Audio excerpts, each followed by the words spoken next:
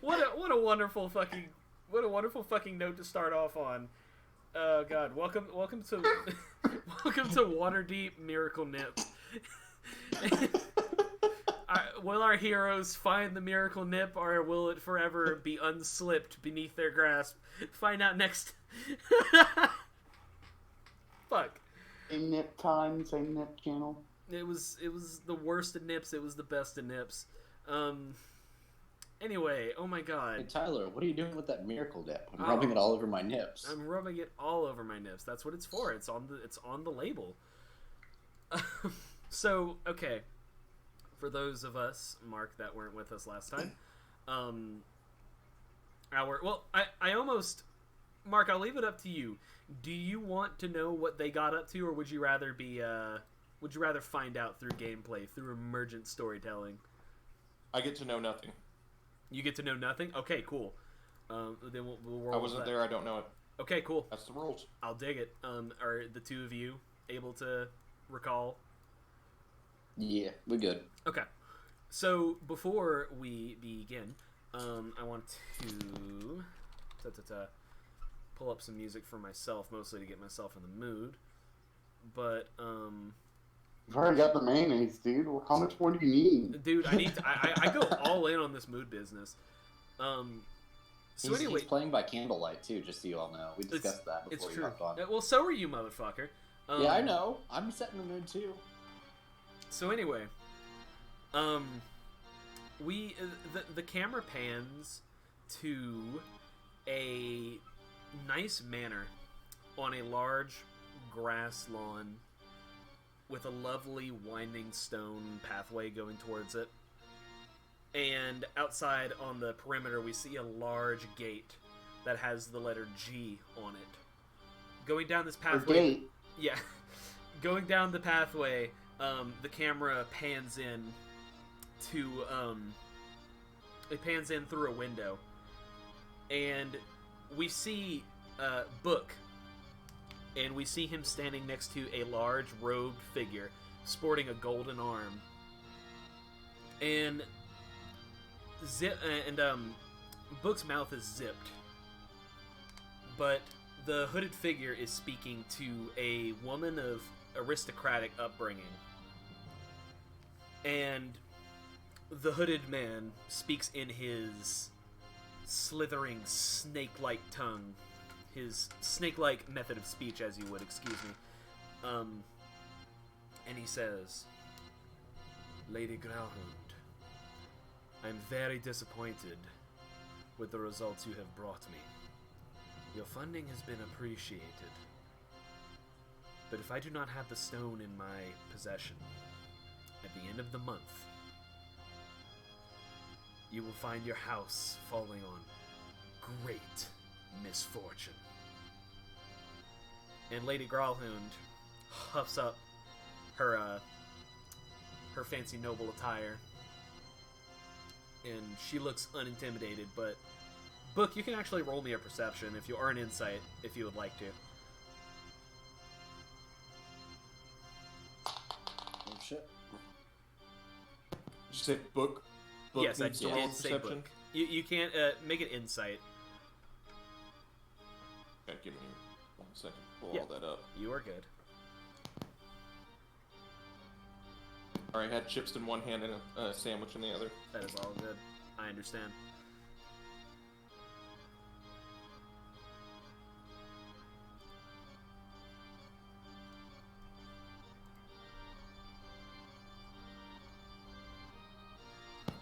That is a 17 insight. 17 insight. Yeah, she's putting on a strong face, but she is freaked the fuck out about this guy. And she looks back up, and she says, We made a deal, and I will see it upheld, both your end and mine. The stone will be yours. I promise this. We have one of yours working on it as we speak. The gnome will not get away from us for very long. And the hooded figure clenches his golden fist, and he says, See to it. And then we pan back, a nice little scene transition, like, a nice star wipe. Did I just become a bounty hunter of some form? No, a mystical bounty hunter? Remember that we talked about it. So yeah, star wipe to Troll Skull Alley. A fireball has just gone off in front of the Troll Skull Inn. And in the time that it took Rush and Geralf to exit the Troll Skull Inn, stuff has gone chaotic. People are running around. Some people are trying to check it out, and you can already hear people calling for the guards.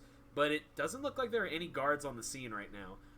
There are people standing around trying to get their bearings. Some people trying to aid any of the wounded. But as for right now, yeah, it is guardless. What do you two guys want to do?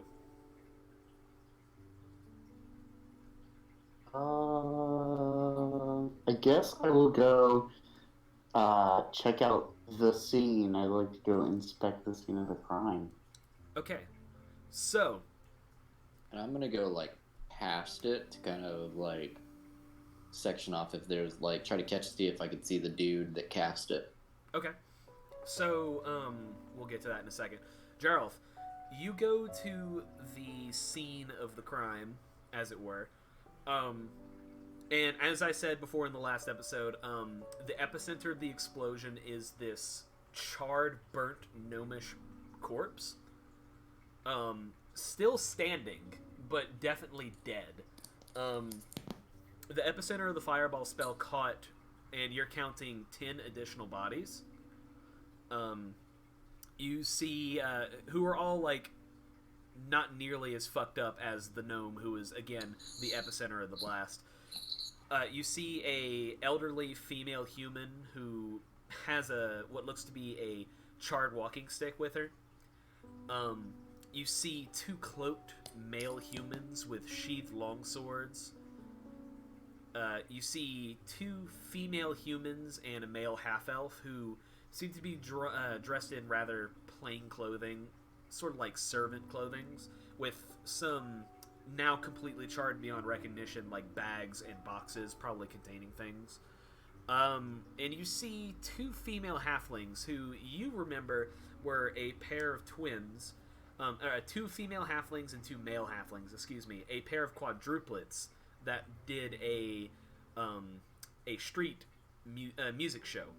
You can see 2 burnt flutes, and you can see the male halflings have their dancing shoes still attached.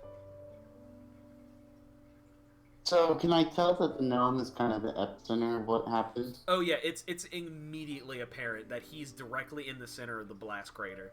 All the charred remains spread out immediately from him.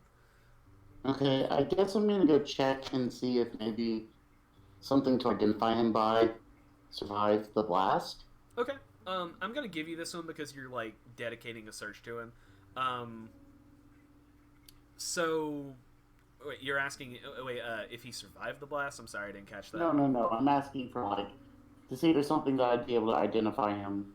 Got it. Okay, yeah, he is thoroughly charred, but because he was standing at the time of being fireballed, you notice that the bottom of his shoes are actually still a little untouched, for lack of a better term. And as you look down at them, it seems like there's some dry waste on it. They smell bad. This probably means that he's been spending some time somewhere dirty, perhaps the sewers or the dock ward.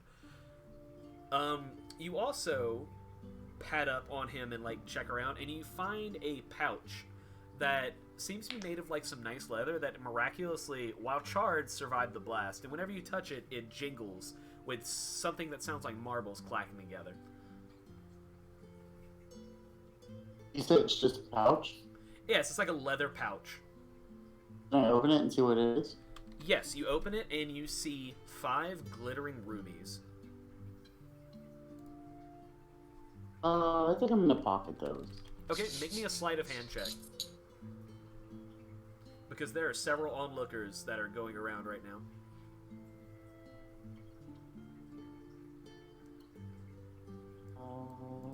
A 14. Okay, you are able to successfully pocket the rubies without anyone seeing. in your line of work, you know, you've sold things. You estimate these rubies to be worth about 100 gold pieces apiece. Sweet.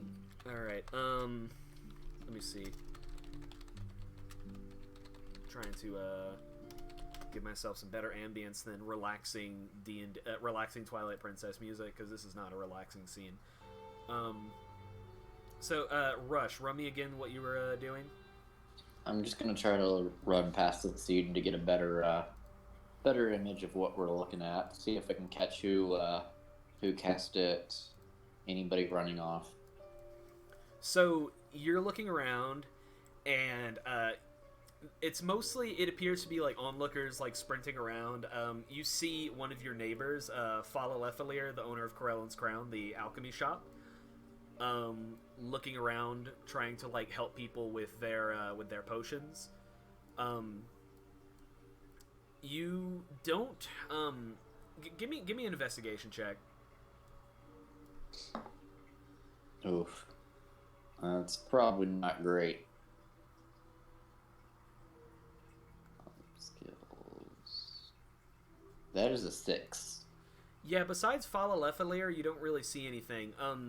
All the chaos and the confusion, you've already seen some things being knocked over. And with the way that that Troll Skull is situated at the bottom of a V shape, there's no clear indication that anyone went to the left or to the right from where you are. And with how the gnome is facing, it looks like he was trying to enter your building before he was exploded. Both of you can make me a quick perception check if you would like. That's better, a little bit. So that is a 19. I got a 10. Okay, Rush, you notice that the way that the blast epicenter is laid out, if he were to be hit from the front, the fireball probably would have been more in the front of him, and the epicenter would have been a little ahead of him because of how it would have spread out. The epicenter is spiraling out from him, which indicates that he was probably shot with a fireball from above. Gotcha. I'm gonna see if I can see Detective Man. Okay. So, Book. You with me? Yes. Okay, Yes. so you were recently released and under oath to not speak his name or mention him. You were released to go check up on your, for lack of a better term, compatriots. As you were walking by, you bump past a human man that is dressed up in the most Sherlock Holmes-ass get-up that you've ever seen. You pass him and he kind of bumps into you as he walks past, and he smells slightly like cats. You swear you get like a cat fur like kind of vibe off of him. And Rush, as you're looking for him, you see him bump past Book. And Vincent Trench goes to start checking things out. He's putting in a magnifying glass to like the edges of the blast center, and he's looking left and he's looking right, and he's like nudging some of the bodies, trying to see if there's any identifying things on them. I just kind of approach him like, what do you know, my dude? Hello, yes. Terrible business here, isn't it? Well, I'm not quite sure, honestly. I've only just arrived. This gentleman looked familiar to you. Do you have any relation to this gnome? Looks like he was certainly trying to enter your place. Do I recognize that? You do not. He's charred beyond recognition. Okay. I have no idea, man. Nope. No clue. Someone must have wanted this man dead a great deal if they were willing to attack him in the broad daylight. Yeah, I was able to deduce, it looked like it was coming from above, and I got nothing. Quite right. The epicenter seems to convey this. Well, I do hope that the Griffin Cavalry was on duty today. And as he says this, you hear a screech of a bird flying over, and you hear the beating of wings, and it looks like a member of the Griffin Cavalry is flying overhead in a circle trying to survey the surrounding area. As you're taking in this sight, you see the city guard approaching from both ends of the alley. 6 guards are posted at each entrance, and 2 gentlemen walk forward. You see a kind of mouse-ish looking human man, blonde with a slight mustache, who is currently holding a notebook, and he's like scribbling things in it. And you see a older looking blonde dwarf with like spectacles on, and he's wearing a badge that indicates that he is a member of the Watchful Order of Magists and Protectors, likely to be an investigator. I'm gonna kind of fall back into the crowd and just kind of watch, see what's going on. Okay. Make me a stealth check because I like this.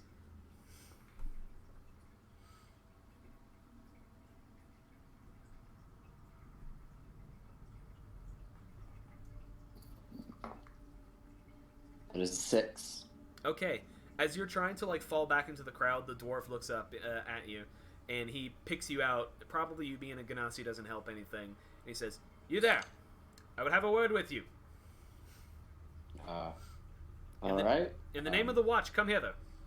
Yeah, sure. What do you need? Your name and occupation, please. My name is Rush, and I am a tavern owner. And the dwarf looks up at you, at the tavern, and then to the corpse. And he nods to the human that's accompanying him. And then he turns around and shouts orders at some constables.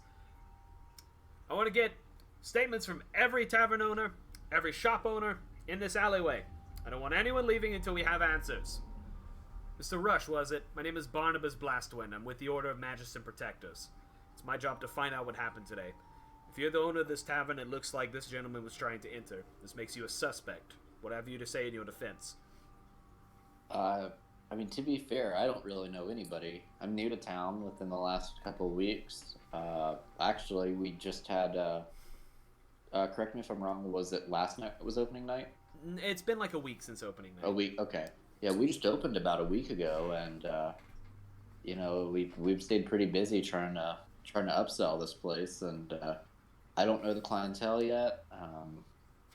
We don't really have any regulars or anything. I don't have many acquaintances. So I have no idea on this one. And while he's talking, Geralf and Rush, what are you guys doing? Gerald's going to just watch from a distance, I believe. My name is Book, not Rush. Did I say Rush? I meant to say Book. I'm sorry. Sorry, I understand. You don't like my character. It's a one-syllable name, man. That's hard, okay? Yeah, it's the other synonym for runaway. I am literally studying the history of the English language. I'm not going to hold anything against you for getting words wrong. Well, what am I going to do? Let's find out. Josh, let us write your message in the Discord. I hate you.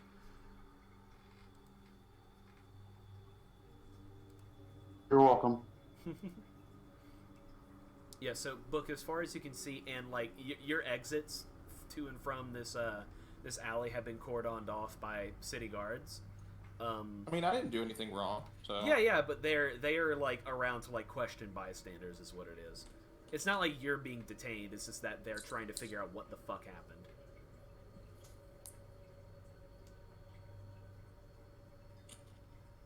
And I don't really know what happened, right? No, you came across as soon as you turned the corner into the alleyway, you saw what looks like the aftermath of a fireball explosion, with a couple dead bodies and also just people running around with like chickens with their heads cut off. Okay.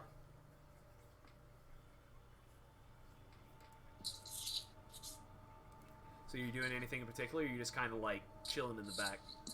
I'm looking through I haven't looked at Warlock yet, so I don't know anything that I can do with that class. Okay. Well, we can assume that you're just kind of keeping back. Yeah, I'm just giving a statement. How about that? Okay. Yeah. One of the constables takes your statement. Do you tell him anything like particularly misleading, or you give him the truth? I mean, the truth is I didn't see anything, so... Yeah. Fair enough. Roll deception. No. So, yeah, Barnabas, like, gets down, like, the general gist of what the troll skull was.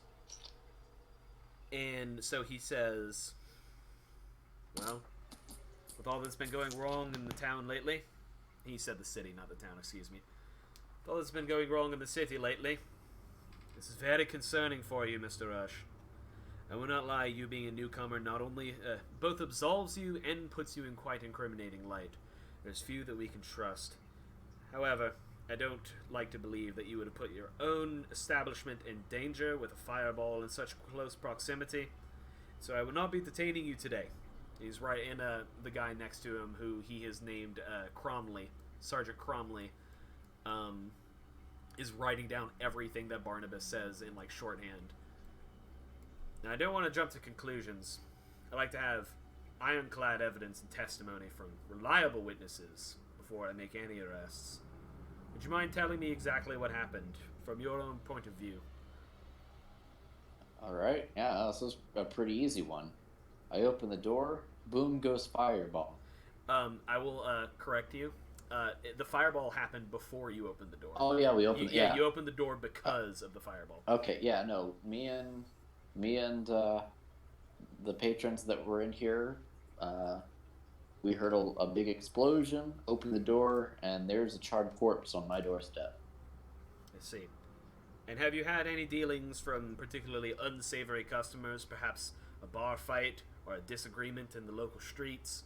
Yeah, feuding with any of your neighbors? No, to be honest, like, I'm surprised, like, given my experience with taverns, they're usually a little bit rowdy. We seem to run a pretty clean shop. I see. Well, we'll get to the bottom of this.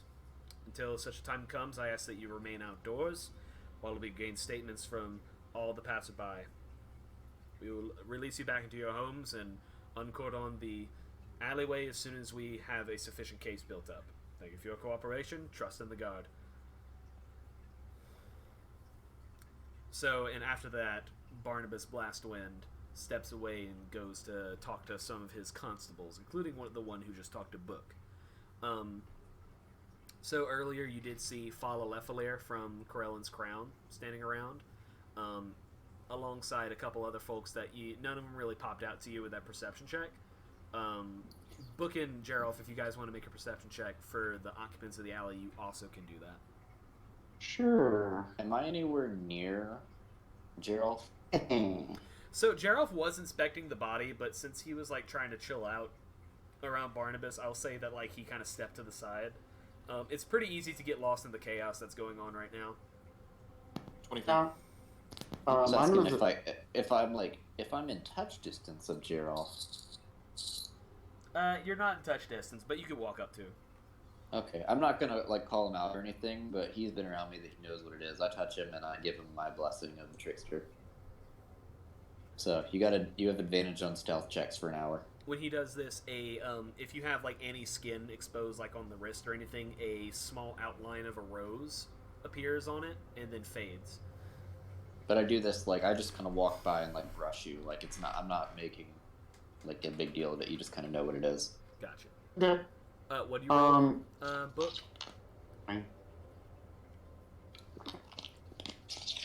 That was quite... I rolled 23. 23. And Geralf?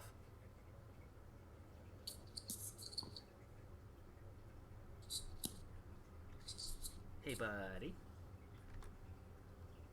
Oh, I got a 20. I just said that. Oh, sorry, I didn't hear it. Okay, excellent.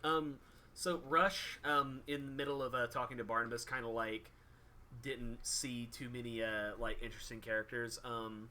Geralf, you recognize Fala Lefalier, again from Corellan's Crown, the alchemy shop. Book, you only know this person as a androgynous-looking elf, wearing brown earthy robes and just generally looking like a hippie. You guys also see what looks to be a noble, which is, kind of strange for your part of town. It's not unheard of, but nobles typically don't, punch down very much. They usually let their servants do the serving instead of going places themselves. She doesn't look to be like one of the really higher up nobles, because higher up nobles usually travel with a complement of guards. She seems to be middle high class, I guess, as far as nobles go. But she's definitely dressed fine. She has a family crest on her necklace, and she's standing around looking thoroughly unamused. And the other interesting character you see is a young halfling boy. If you're familiar with like halfling ages, then he looks to be like about 12 years old. And Book, you actually see him clutching something in his hands. You can't quite tell what.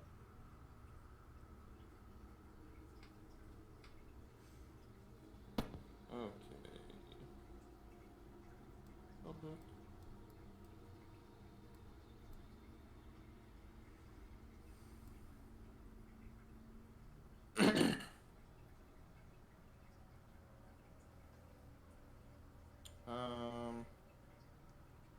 Is he like acting shady? He's not like standing in the background, but he looks nervous. Okay, I'm gonna use charm person on. Okay. Yeah. Okay. Remind me, charm person. Let me see. Because like, if they fail their save, like the DM has to do whatever the player wants. Yeah. It's basically mind control, right? Exactly. Yeah, that's. It's greater wish, basically. No, I just want to make sure, like, the casting, it's verbal and somatic. Okay, so you do have to, like, make a, like, thing, but this kid doesn't know, and he rolled a 2, so he actually definitely fails. But, yeah, he sees you, like, speaking magic words and, like, waving your hand. Unless you, like, do it from behind, it doesn't really matter. But he looks up at you and he says, "Oh, hello, sir. You look ever so friendly. I'm so scared." Oliver Twist looking motherfucker. Why are you scared? Well, there was an explosion and I had to hide behind a rain barrel. Does it have anything to do with your package? Oh, this? Well, I heard a plop whenever I was in the behind the rain barrel, and, well, I found this. And he produces a golden necklace with 2 beads on each side of the chain below the pendant, and the clasp appears to be broken. Whenever you take it from him, it feels warm. So make an Arcana check for me. Mm-hmm.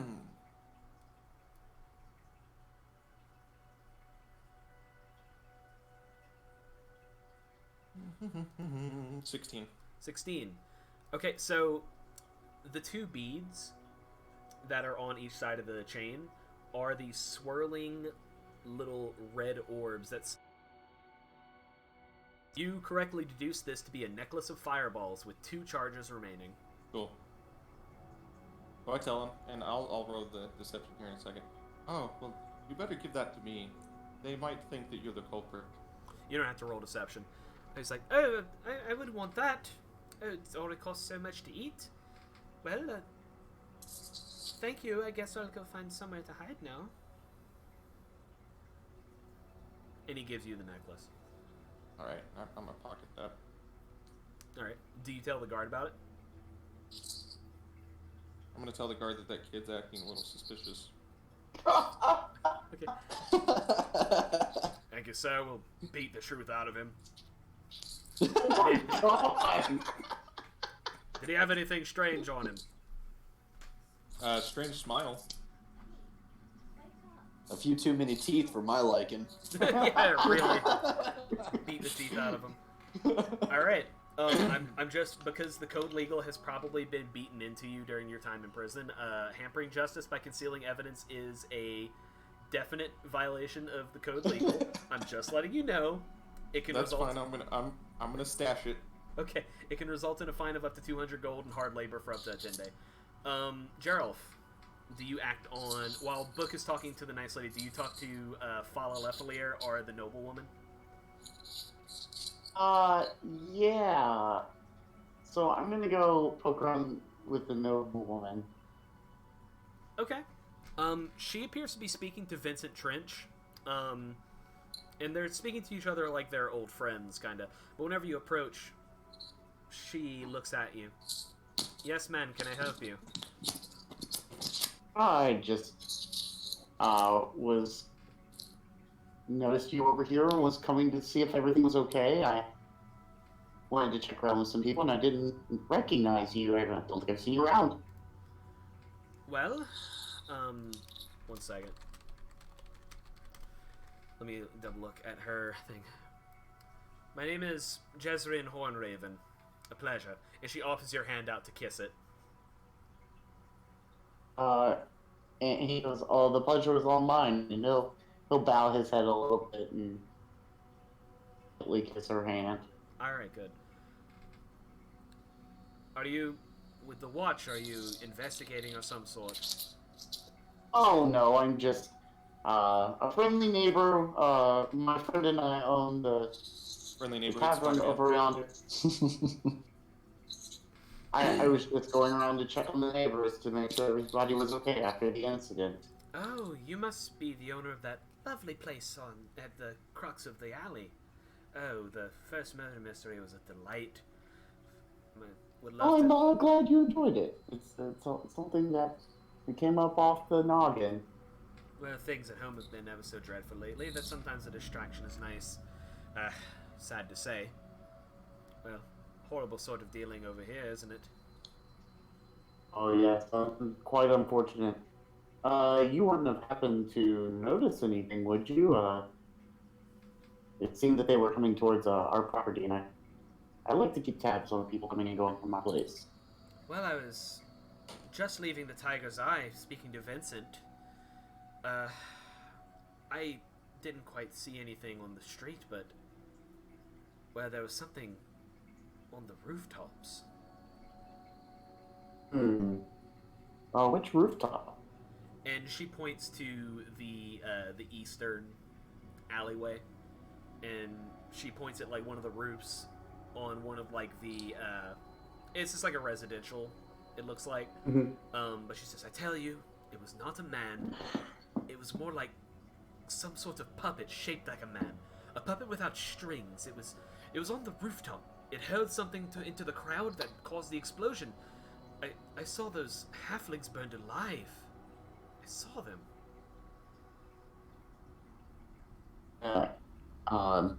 Giraffe will look at the rooftop and look back at her and said, troubling.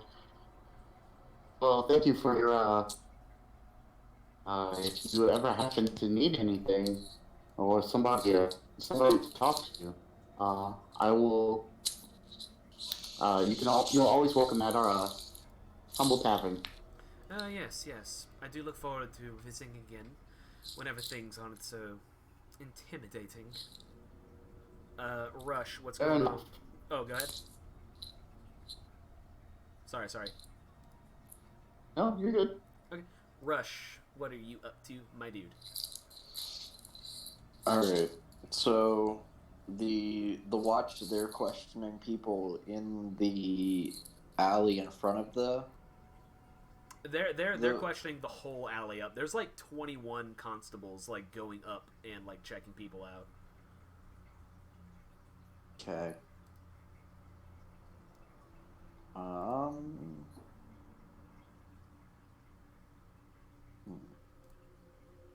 That's a good question. Because I don't have any of the knowledge that they have, so I can't really base my decisions off that. Well, let's do this. I know. Okay, never mind. No, you're good. You can go ahead, though. Conversation. Giraffe's going to find his way back over to Rush. Mention what the lady said and go check out the roof for himself. Gotcha. Okay. So I'm gonna try to provide Geralt a window, basically, and I'm gonna basically mention that to you. It's like I'm gonna try to get you your window. So I'm gonna approach like the constable that seems to be leading at the Barnabas or whatever, dude. Barnabas Blastwind, yes. Yeah. His name is funny because it basically is fart. Hey, yeah. So I'm a child. this is me addressing Barnabas. Like, I see that these proceedings are going to take some time, and I can see that some of your witnesses are going to get a little restless. Might I offer our tavern as a base for you? Like, you can bring people in, they can have some water and refreshment to kind of calm emotions. You can keep tabs on people in a more confined space. Basically, just giving you an area to work out of. Give me just a second. I have to look at something in the book.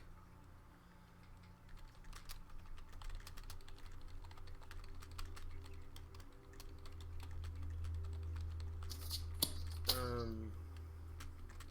me see.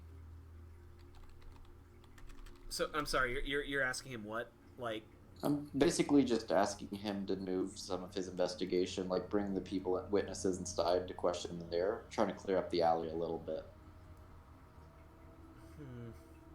This is still an active crime scene. Please just trust in the watch. We can do our job. All right, fair enough. I just thought I would offer. You're welcome as well. If you need any refreshment or just to take a load off, feel free to step inside. I know you're on duty, so it would be strictly legal drinks. But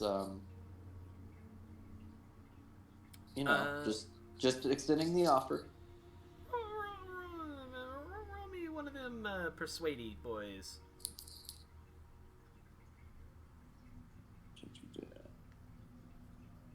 Persuasion. That is a 15.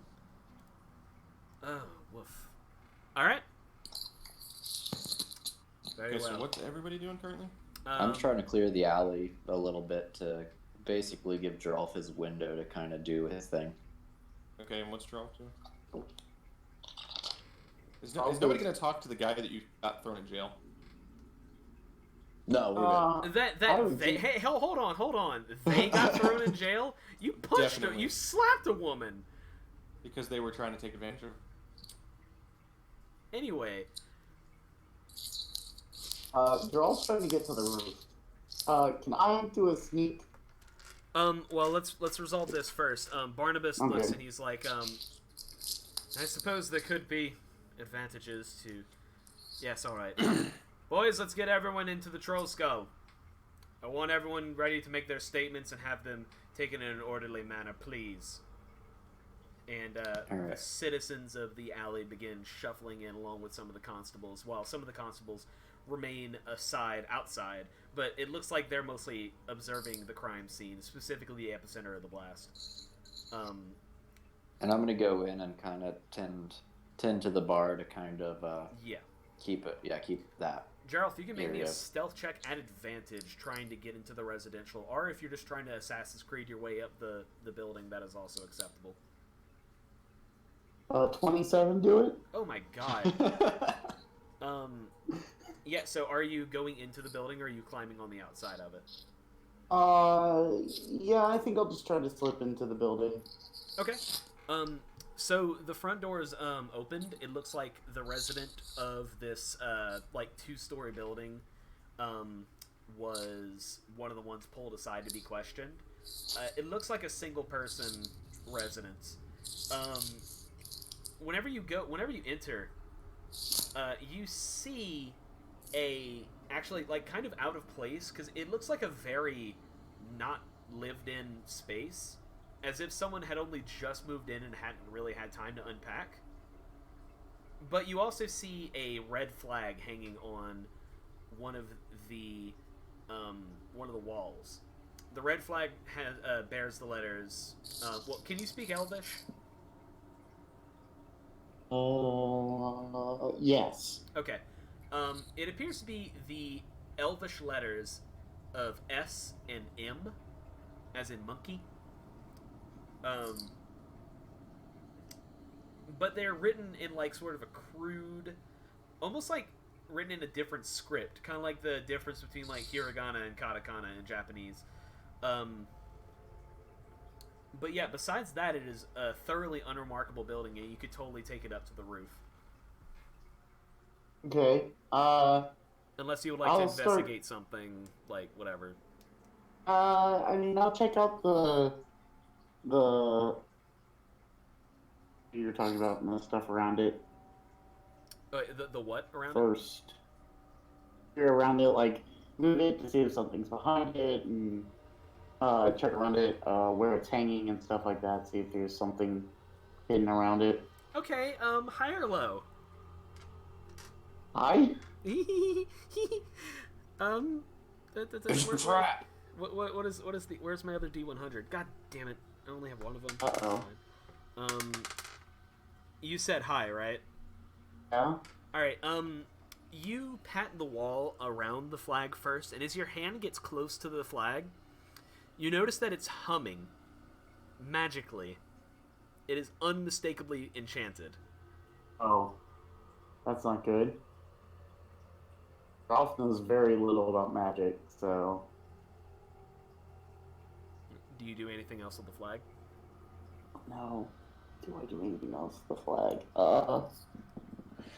I know like very little about magic. Can I check to see if I know English? So I don't know any way that I would know to. I think I'll just take note of it and remember to bring Rush back later. I will to check it out. I will give you an insight, but I'm just gonna let you know that this will not succeed unless you roll a natural 20. Okay. That's not a natural 20. Okay. Yeah, We'll just go. You don't recall what S and M could possibly like mean, especially in Elvish. Okay. Yeah, it's a kinky flag. I get it. You can easily reach the roof from where you are. I mean, you did say it was a red Here, flag. I'll go up to the roof. Okay. With your stealth roll from earlier, as you get to the roof, you hear the beating of the Griffin cavalry circling overhead, and you manage to like duck out of sight. And then once they are off searching the greater part of the shut the fuck up, pigs. Wow, sorry, I don't know where that came from. It's fine. That's just on recording. Like, holy shit, where did that come from? This is where Greg steps in and says, "Whoa, now this is why we've been listening." A new player enters the chat. So anyway, yeah. No. You reach the roof, and the Griffin cavalry spread out further out into the city. And yeah, you're on the roof.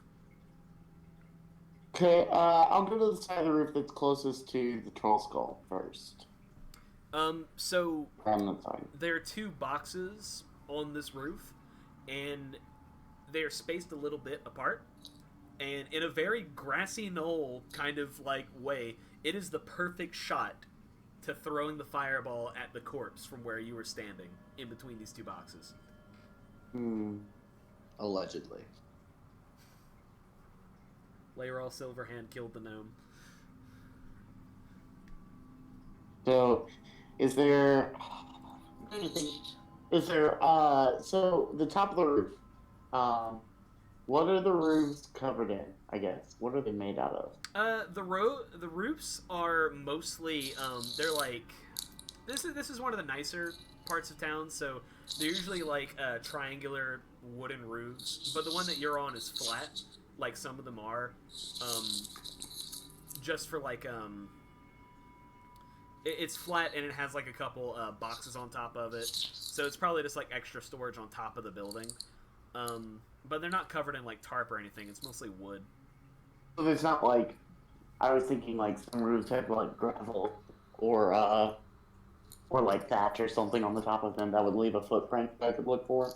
No, thatch rooftops would be more towards the poorer parts of the city. Okay.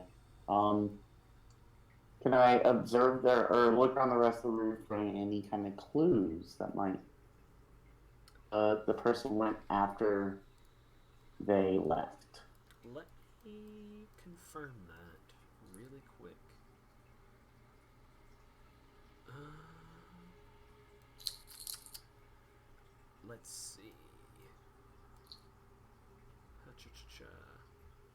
How many charges are left on the necklace? Two. There are 2 left. Let me see.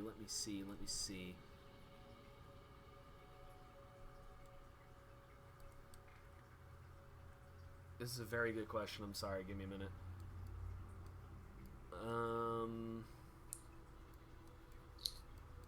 I'm just trying to decide how quickly I'm going to use it. So,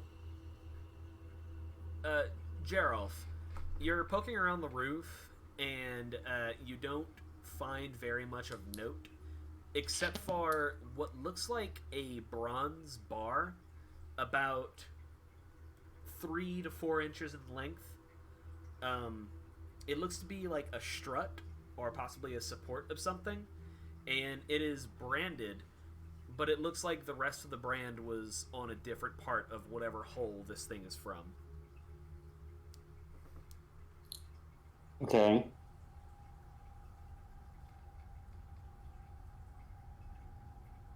Okay. That's weird. Do with this information. You clearly sell the information. How it So works. could you repeat it one more time, just so I know exactly? It's like a 3.5-inch bronze strut that has what looks to be a brand on it. The brand is incomplete. It's very, like, visibly incomplete. Tell, is it like half of it, or? Let me look at I guess this. I wouldn't really know. Yeah, I was gonna let me give you the better description real quick. I just want to. I guess my question is: does it look like it might be part of a seal, or is it just like? So it looks like a the way that it looks like it's half of a circular symbol. You see what you surmise to be a circle split into 4 quarters with another circle in the middle. This is just you assuming that if it is flipped over, then it would remain the same. It almost looks like the wheel of a ship. Okay. I'm gonna take note of it and remember to talk to my contacts that I last episode. Oh yeah, the Doom Raiders. Yes. Yeah. All right. So. Well, the Doom Raiders are my dudes. Oh yeah. The Harpers. Excuse me, I forgot. Don't be taking my dudes. The Dude I'm gonna Raiders. talk to somebody about something. Okay. The Dude Raiders. Okay. Back to the sneak back over to the tavern. All right. Book, are you doing anything outside at this point? Have they cleared out? Is everybody cleared out? The constables are still getting their looks on the crime scene, as well as like the dead bodies that are left over.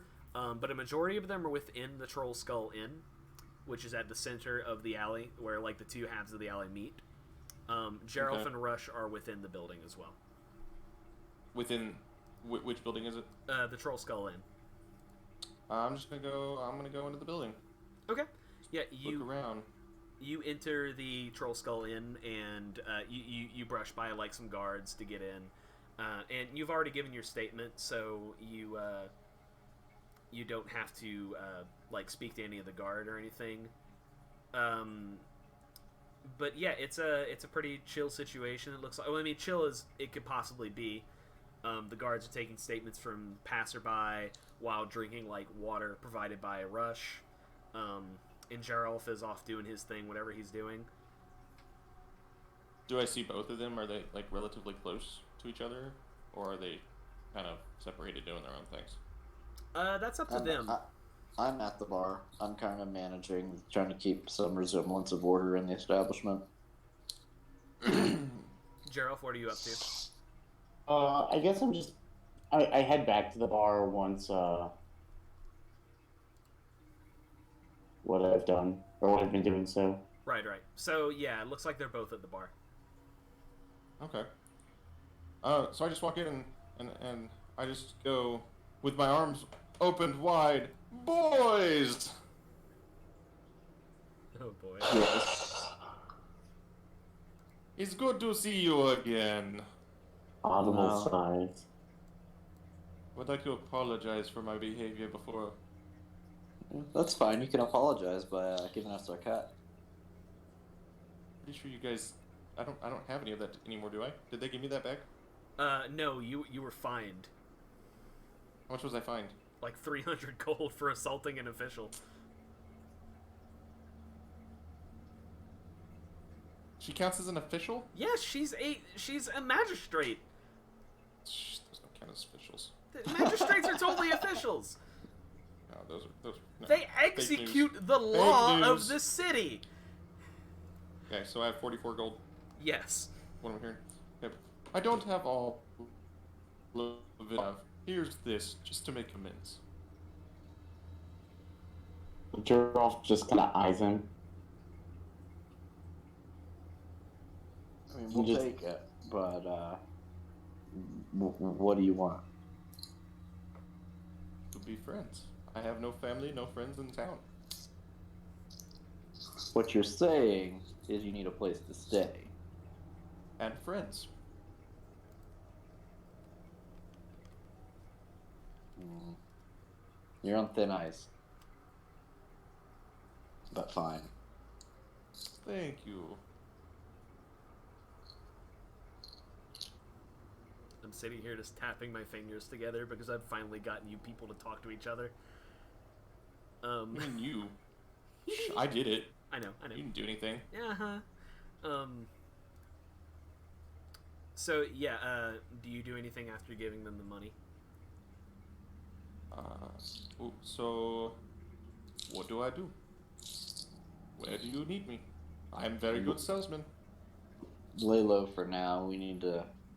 We definitely need to, like, not do anything to draw more attention to us to these constables. Are you suspicious? Well, no, but you're a cat and I'm made of water, so yeah, this place is pretty diverse, but, but why we would- still stick out. Why would the man made of water cast fireball? Does not make sense. I'm not saying you're wrong, Yeah, But he's I'm got a just- good point there. but I'm just saying lay low, and we can get a lot more done when we're not inhibited by people keeping an eye on everybody. Okay. I will lay low. So are you guys selling anything during all of this? I mean, kind of as usual for like, I would say probably like if people are wanting. Actually, I don't think that the constables would be cool with us selling alcohol, so we're probably just like giving like free water, like kind of maintaining, like keeping people calm. But I doubt that they'd be cool with us getting their witnesses drunk. So Probably right.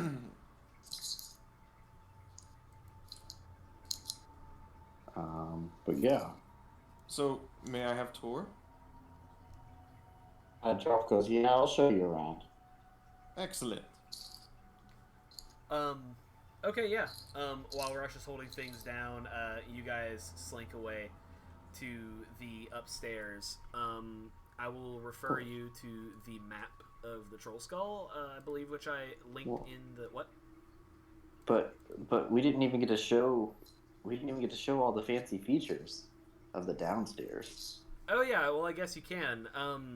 What fancy features are downstairs? So book, and you probably would have noticed this whenever you entered, but it's still important to note that the entirety of the first floor is designed with like a very gothic, almost haunted house vibe going on.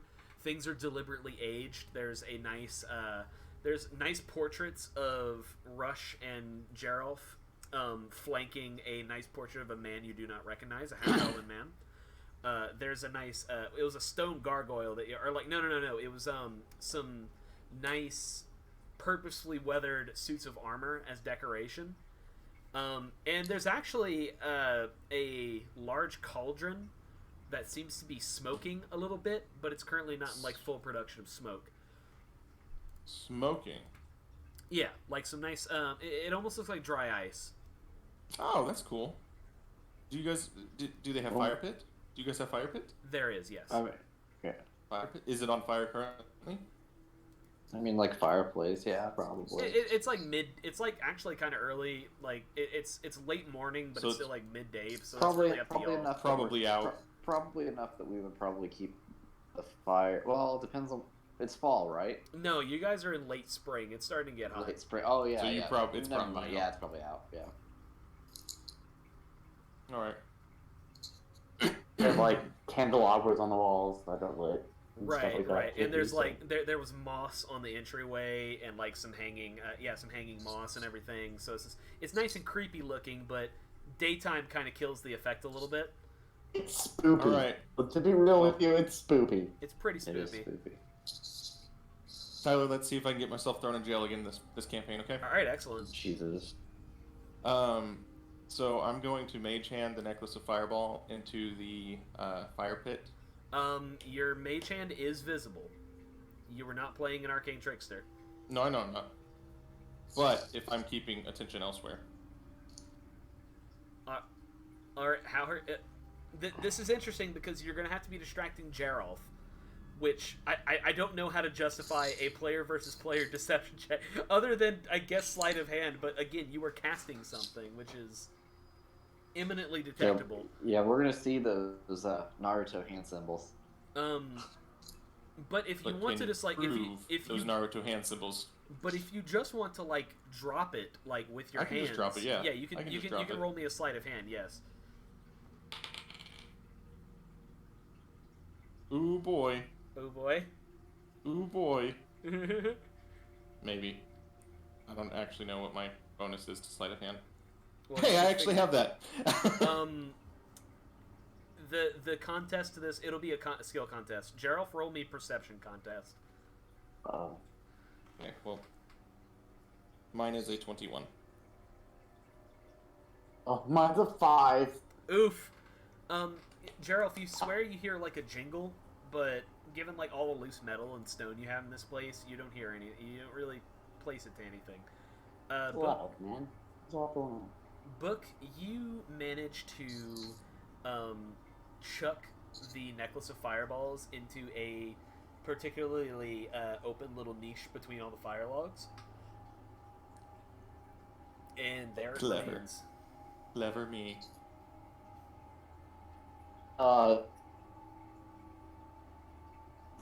Very quickly, before they take off on the tour, like in full progress when we get away, I'm like, hey, we need to talk once we get done with this. I found something that might be interesting. I'll give the thumbs up. All right, and I guess you take Book upstairs to the second floor. Yeah, I'll introduce him to our bar staff. Oh yeah, to Leaf. Oh, that's right. Oh shit, Mark doesn't know. Oh fuck, I forgot about that. This is a Mark map. had no clue. This Tell is me the- of these things. Okay, so whenever you go up to the second floor, they'd finish giving their All right, There. before you do this, on the way up, I'm gonna look at him and be like, yeah, so we have to hire some bar staff. I would you just leave them alone and let them do their jobs. They're hardworking May I be kids, bar all of staff? them. About that, I don't know what you're gonna do yet, but they pretty much cover everything that we need. They come up with the shows. They're really creative. You'll like them probably, but I ask you just kind of stay out of their way. Let them do them. We pay them enough money for what they do that Okay. we owe them some space. Okay. So you get up to the second hall and the second floor, and you enter the common room, and they finish giving their statements. You see a blue female tiefling sitting on a couch next to a purple male tiefling who's dressed very elaborately. Gerald, Song and Dance look at you as you enter, and they wave. And Song looks at you, and she asks, "Is it all done?" Yeah, pretty much. They're wrapping up things now downstairs. On somebody, or if this is all gonna go. Gosh, I can't believe that somebody would just do that in broad daylight, but And Dance looks at you and he says, "Yes, I agree. This Well, quite bad for business, really. A murder right outside our door. Well, I'll have to play it off into an angle. After letting it rest, obviously. Can't be too soon about these things, but... Oh, just imagine. Oh, Of course, you know what they say about time plus tragedy. yes, quite right, my friend. You have an eye for this business, I tell you. I am something of a connoisseur of the weird.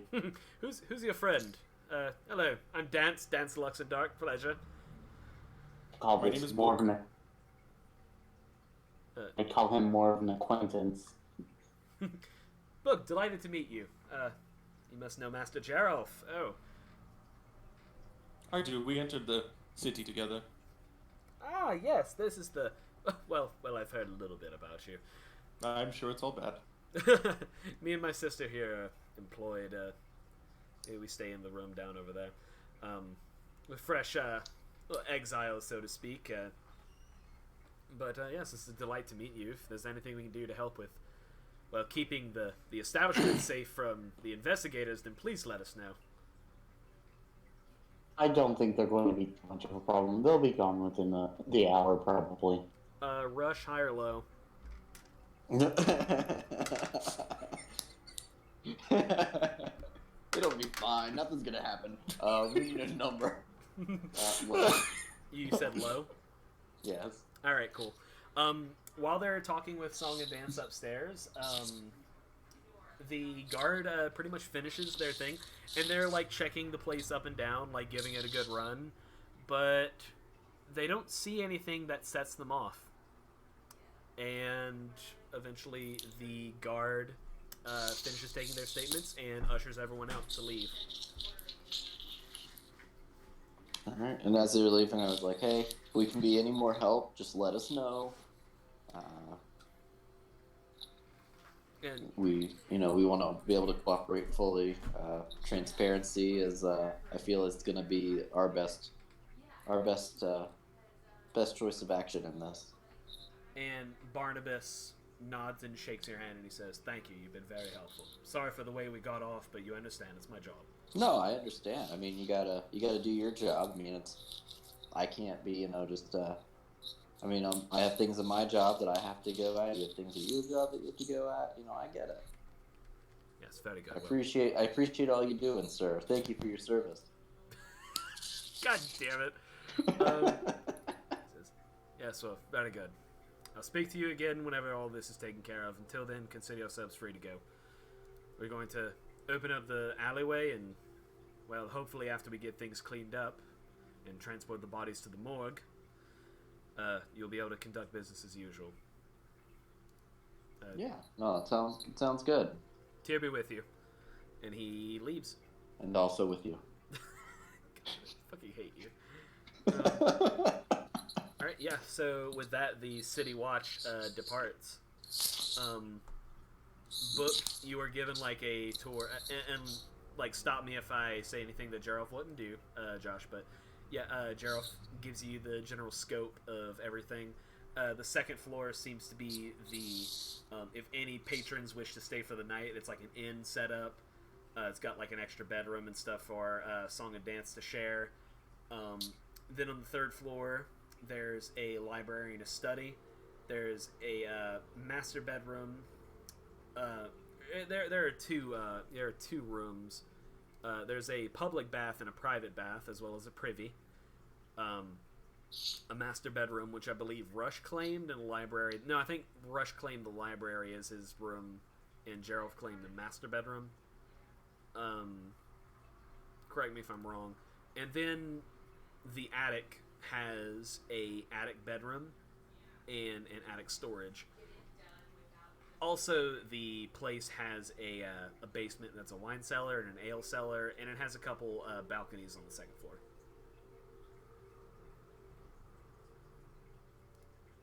It's all, like, nice and well lined up. Okay, cool. Yeah.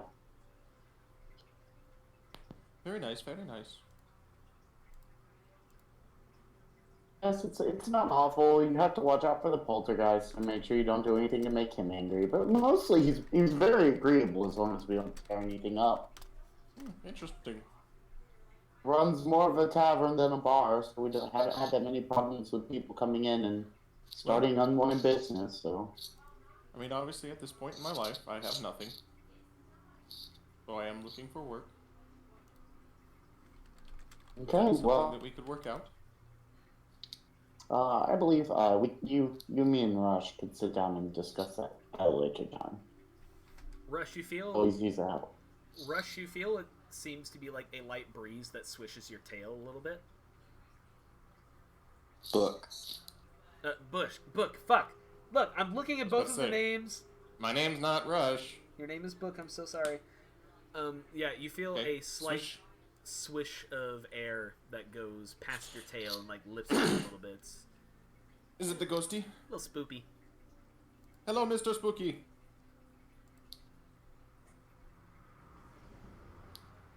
How do you do today? You hear some air whistle past the door frames. I'm just gonna yell and be like,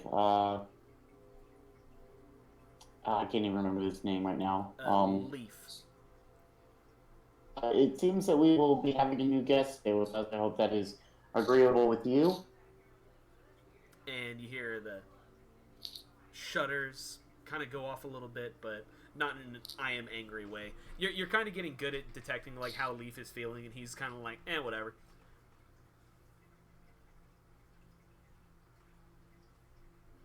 Well, okay. All right. So, when you guys, are you guys like returning to the first floor? Yeah.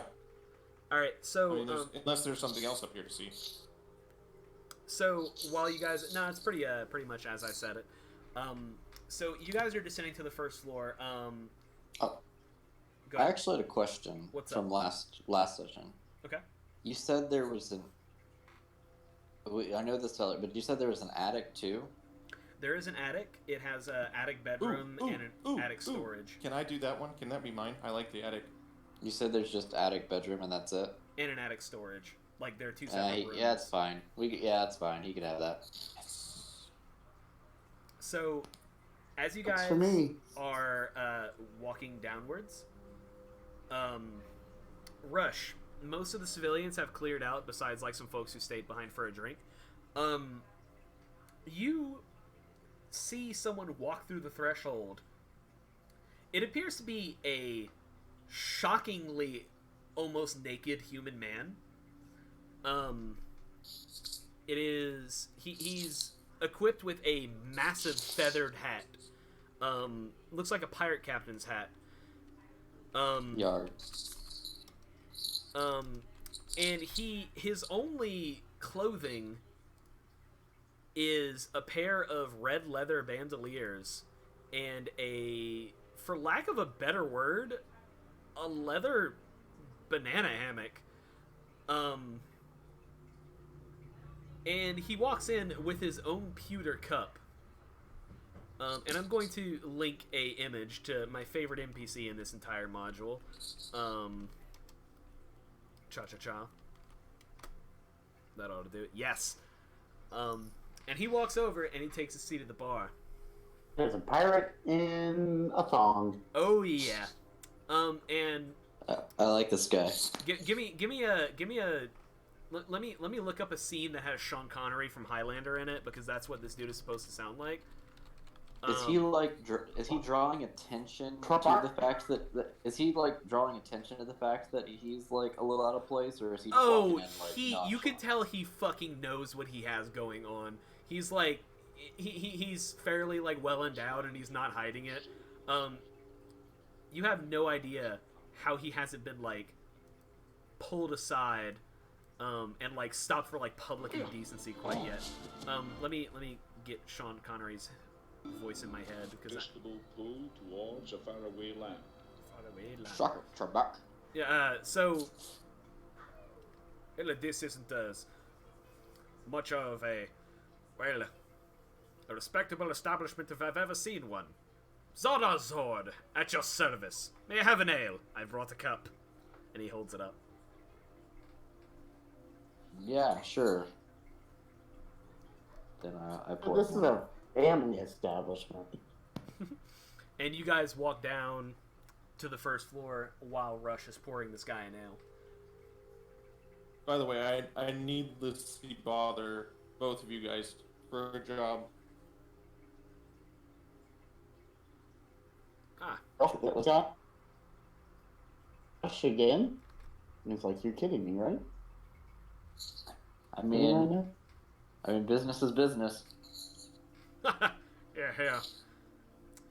It seems you've got a bit of a problem with your establishment, so to speak. I saw the carnage outside that they were wheeling off. I thought I'd stop in for a drink and ask. Seems quite nasty, yes. I mean, we don't really know much more than you do. Just poof goes the little dude. Sorry, state to say. Well, I think I'll just take that L. You might have heard of my carnival ships in town. Perhaps you should come by. We could see about some exchanging of mutual advertisement. I mean that's fair. Are all your workers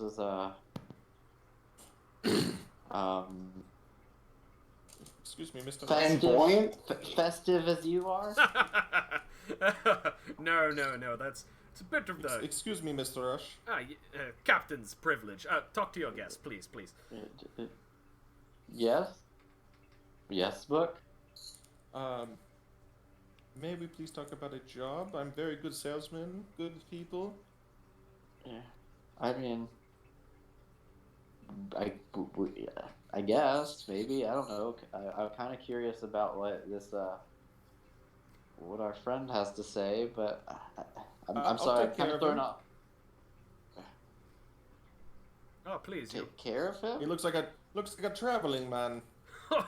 You don't know the half of it, my boy. I'm Captain Zalazord of the Scarlet Marpanoff. I have with me a number of sister ships, the Heartbreaker, the Hellraiser, the Eye Catcher. But, truly... Now, tell me, what kind of wood are these ships made out of? He says wood! He says wood as if these are not the finest sailing vessels across the many seas. No, my friend. No, these are state-of-the-art sailing vessels. Plastic. They maneuver under the seas, you see. As if by... I made polyurethane. No, So I wish to know more about these vessels of yours, Captain Nemo. Captain Zara Zord. You will address me in full each time. You know, Do not the take guy that was kindly put- to be... the guy that was put in the module by wizards to be Captain Nemo. I do not take kindly to being mislabeled, you understand. I don't know That how... was purely out of game just for a meme. I understand. Oh, so It's also funny that You guys do know who Captain Nemo is, right? Yeah. It's funny to me that like most DMs have Scottish as like a backup accent to give to literally any NPC. I can't do a Scottish accent to save my fucking life, I'm sorry. but I'm That's trying my friend. because this guy needs to have a Scottish accent. But anyway, Tell me more about these vessels. they're made of the finest dwarven adamantium that we could raise up from the Underdark. You understand? Just like Wolverine. Yeah. They I are mean, how much of fashioned- that are we getting injected into our skeletal system? They are fashioned with the finest dark elven architecture, you see. The insides are lined with restaurants. They are lined with gambling attractions. The finest at the Sea Maiden's Fair.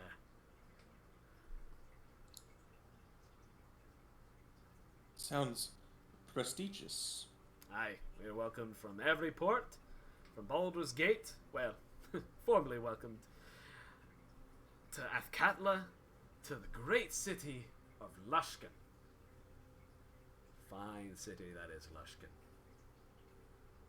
Place that a sailor can raise his head and be treated like the sailor he is. not looked down upon as some dirty man. No, in Luskin, a sailor can rule the world as a man truly dedicated to the sea. It's apparent that this man is thoroughly drunk. Yes. He's had one ale. Jesus, cut this guy off. He probably pre-gamed. Yeah. I pour him another ale. And he's double fisting at this point. So tell me, friends, surely you're in the business of meeting many interesting characters here at the Troll Skull Inn. Tell me about them. Yeah. I love tales. Something like that. Well, there's that one guy. There was that one guy last week that that took the show a little too serious, and I thought for sure he was gonna like run to the constable with it. What the fuck is that? Sorry, I had to blow my nose. Okay. Josh doing sick things. Yeah, like always. Listen, motherfucker, you have the loudest fucking candy bar I've ever heard in my goddamn life last week. You make Tyler question his whole life. Jesus. Blow my nose once. It is true. It is true. Well, you seem to run a tight ship, as you say. Well, that's quite interesting. Not quite the tale I was looking for, but I'm gonna have to come by here. I'll tell all my friends. What? What was that? Yeah, no. So just a couple questions for you. Oh, yes, I love talking about myself. It's my favorite subject. Yeah. How long have you been in town? Scarlet Marpenoth and her sister ships rode in, I say, a month ago. I been in town ever since, setting up for. You say it takes quite some time to set up for the fair during the summer. Gotcha. So how long you in town for? Well, up till the end of the summer. Founders Day comes by, and that is the biggest day for me and my crew.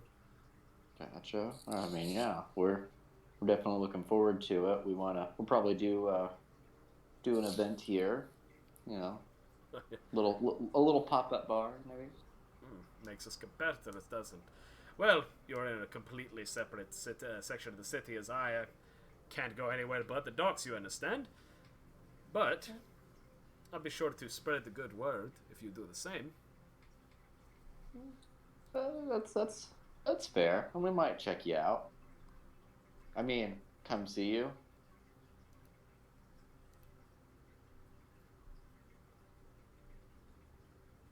So, yeah. It's a fine deal, I say. Well, and he, like, downs the entirety of his second ale, which is like a large gulp, but it looks like this man is fairly accustomed to gulping shit down. He says, love to have you for dinner sometime. Just come up to the boys at the docks and they'll let you on. I'd love to know more about... And he drops his accent for a little bit, very, strangely. And he says, I'd love to know more about everything. He winks, and he stands up, and he leaves. And boy howdy is his hairy ass on full display as he leaves. But yeah, leave he does. Mysteriously as he came, Captain Zardoz Zord. Alright, so that dude was weird. What the fuck was that? Yeah, no, that was suspicious as I can get at. Not Luther, fuck. Draw's gonna be like, okay, well,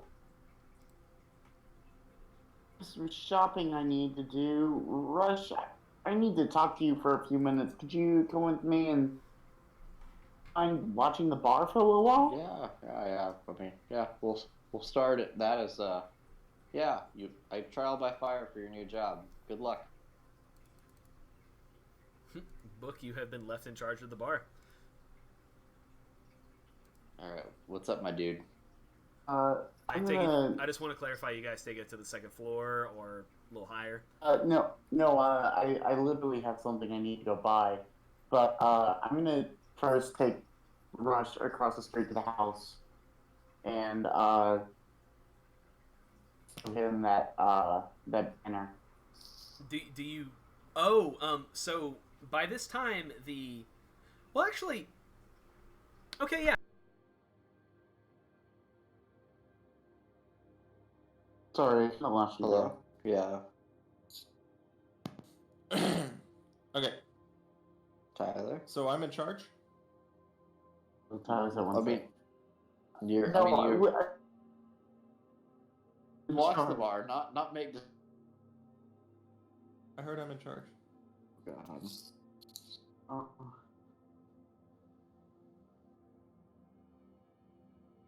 I mean, this is that candlestick Hello? decision making in action. Hey, can Wow. you hear me? Ah, Where'd thank you go? God. Yeah, sorry, I lost my mic for a second. It kind of, Oh. yeah, it kind of like tapped out on me. Okay.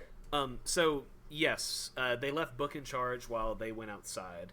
So I need to clarify. You guys are going to the residential building. yeah. Okay.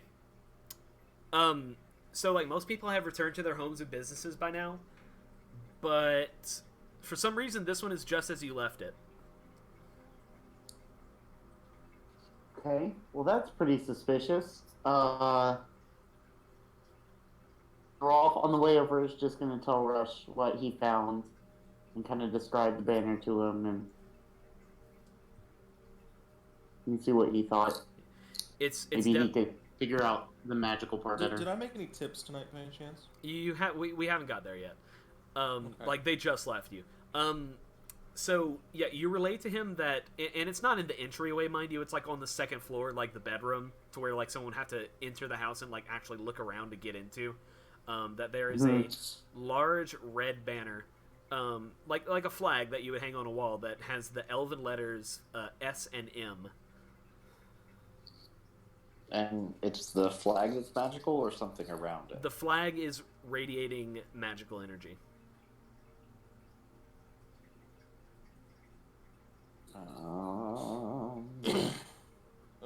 E. And you guys are able to enter the house without resistance nor meeting anyone. It seems that it is vacant. I'll show him the seal as well, the piece of the seal, and be like, and would this happen jog any kind of memory with you? Mr. Rushboy, make me a religion check. Okay. I'm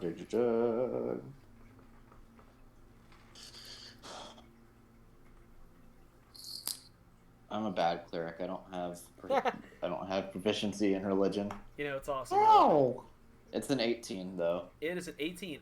Despite you not being super trained in like the ways of other faiths, being a resident of Baldur's Gate, you saw the symbol plenty. This is the symbol of Gond, the god of craftsmen. It's been split in half, but it's a pretty easily replicatable symbol, like outside, because it's split in half. It is an entirely like quadra-symmetrical symbol. Let me just find a way to get it out there. But yeah, Gond is also known as the father of skilled hands. Often appears as a burly smith with a mighty hammer and a forge, and he's essentially the patron god of all craftsmen that make things with their hands. And I'll relay all this to Gerald. And to be fair, me not having proficiency in religion kind of makes sense, since I was cast out of my original temple and just kind of made my own. Like, I don't even actually follow the Church of Jeremong. I just like the dude. Right. It absolutely makes sense. So it's cool. Yeah. So you guys have a bronze strut with the symbol of Gond on it, and also a magical enchanted flag. Gerald's just gonna be like, I didn't know what it was enchanted with. I just could tell that it was magic, and I figured I probably should not touch it. You can make me a pretty difficult Arcana check if you, because I don't know if do you have proficiency in Arcana? I do. Then I'll let you do this. Yeah, you can roll me and see if you can determine what school of magic it is. That is a plus 13. You're not really able to wrap your head around it. It seems like it's powerful, possibly even like a permanence enhanced thing, but you're not able to lay a school of magic to it. You deduce that it is a contingency spell, as in like it is a spell that has been prepared but has not actually been cast yet. But you're not able to determine how the spell can be cast, what it will do, or the school of magic associated with it. Okay.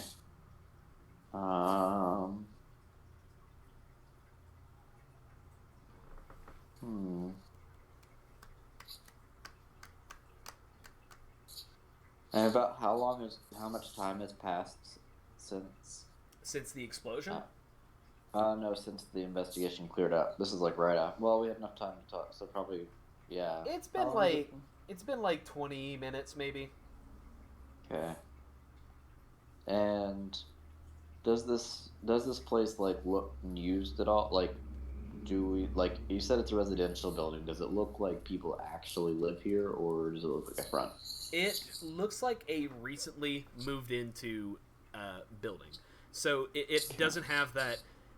It's obvious that it has had past tenants, but whoever currently lives here has not made it their home very much so, like, so far. There's like a bed that is like on the floor. It's not even like on a it's not even on a support yet. This is like a mattress on the ground.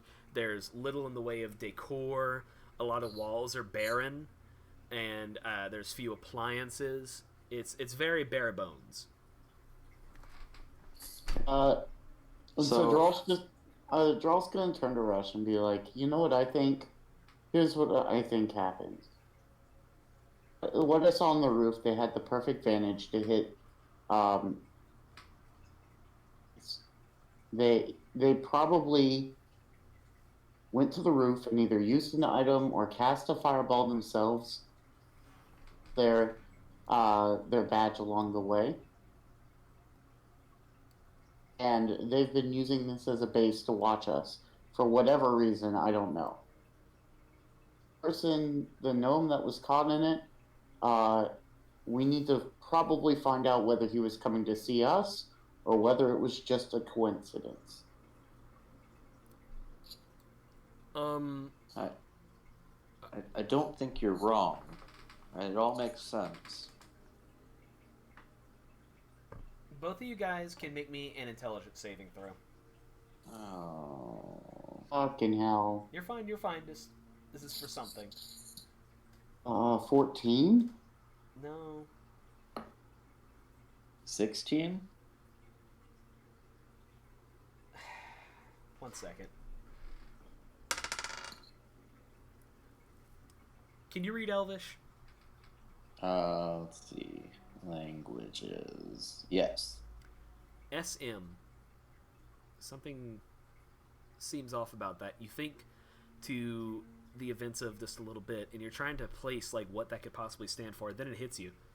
Zardoz Zord listed off all of his boats: the Eye Catcher, the Heartbreaker, the Hellraiser, and his pride and joy, the Scarlet Marpanoth. That bastard. Son of a bitch. So This part is so fun to me. So I think we have a couple options here. I would agree. We could confront him on his home turf with his homies, which I'm not too fond of.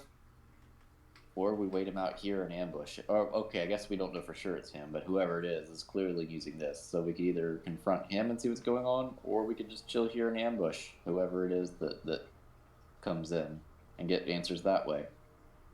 I feel like their numbers are going to probably be significantly lower here. Did ask to speak to us, though, and he didn't seem overtly hostile.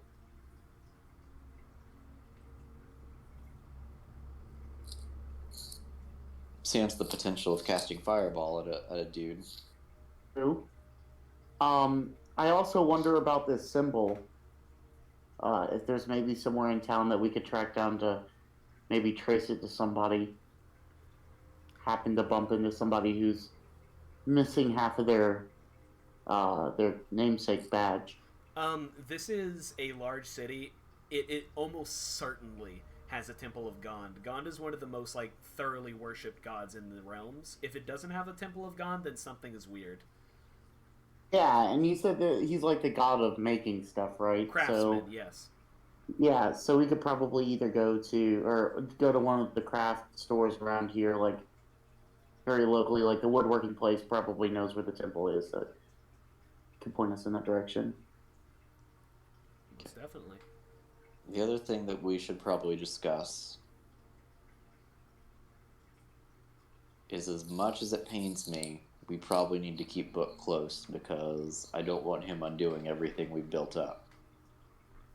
I agree. A lot of trouble even on his own, and I feel that being able to keep an eye on him will probably be in our best interest. Book, So, you still with us? Yeah, I'm still here. Hey, I'm trying not to. The thing about like splitting off in like separate scenes presents this danger, and I'm trying to mitigate it as much as possible. You were watching the bar while all this is going on, and song and dance, as well as the poltergeist Leaf, who you've not really been too familiarized with, they come down and they start like getting things cleaned up from the guard, doing their thing, and you see Dance. Song is like getting things like set up. She's setting tables and everything because it looks like people are starting to come back in. And Dance is looking around. He's like, oh, it's a shame that spring is so close. I'm more of a fan of the high temperatures. I wish I could light the fire. And he kind of looks at the fireplace and smiles at it. And he turns his head and he looks away. So, Mr. Book, tell me, please, are you from around here, or are you from out of town, like us? Yes, I am from out of town. Ah, yes, a man of few secrets. I see. I understand. My sister and I are very similar. You run with sort of groups that we do, and, well, you meet the people that we do, and eventually it kind of tapers off to not really wanting to speak about it. So I understand. Kindred hearts, you and I. So, I just wanted to let you know that you have friends here. You looked a little bit nervous upstairs, so just wanted to assure you.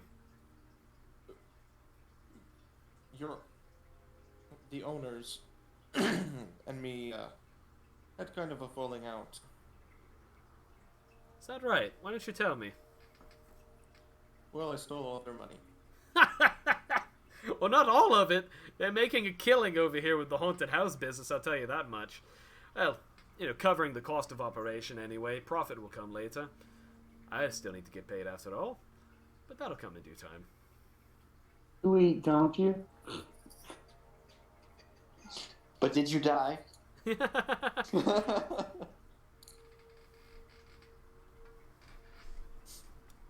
I'm just curious about you, Sir Book. That's all. Like to know my coworkers.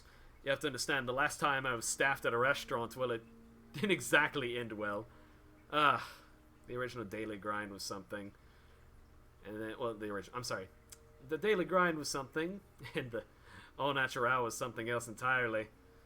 To the goddamn monkeys. To the goddamn monkeys. Honest thing happened. Well, like I said, I just wanted to assure you that we have friends. Well, that's good to know. Aye, it is. It's Book, right? Yes, it is book. Is that short for something? No. Just Book. Or for book Books a views. million.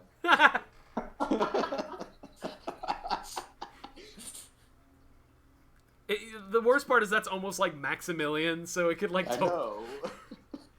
It's short for Bookmantha. Book Mantha. Book Mantha.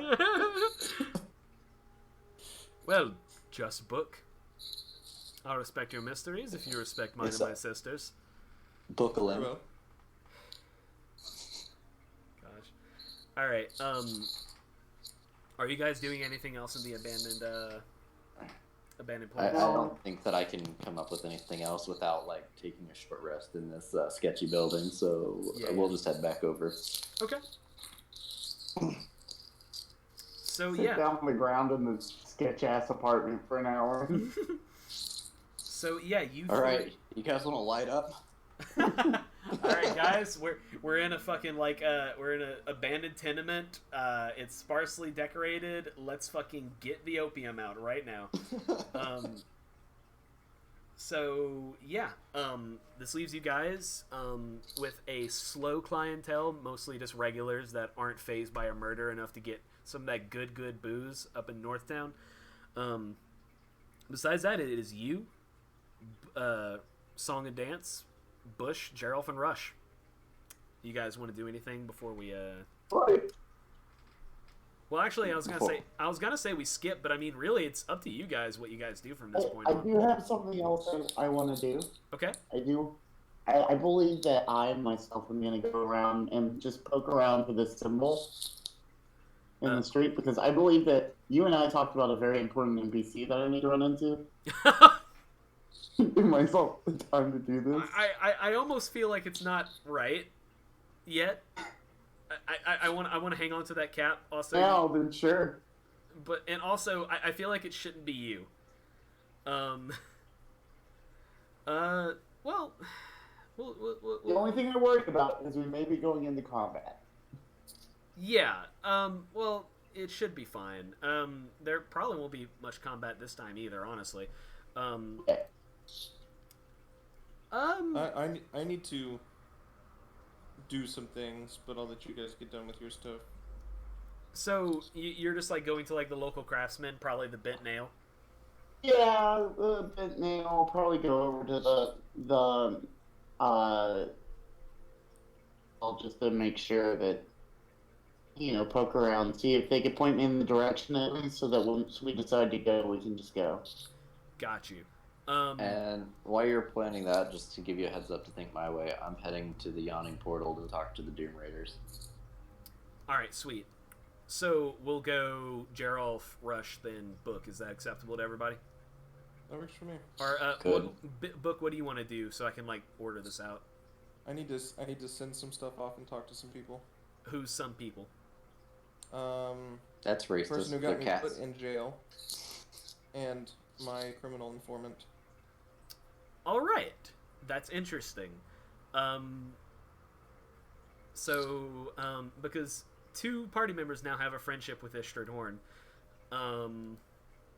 So anyway, we're gonna start with Geralf. You enter the Bent Nail, and Tally Fellbranch, the male half elf, is sitting there, and he's kind of just putting boxes aside, and he's like examining them closely, and he's sorry, we're closed for a bit.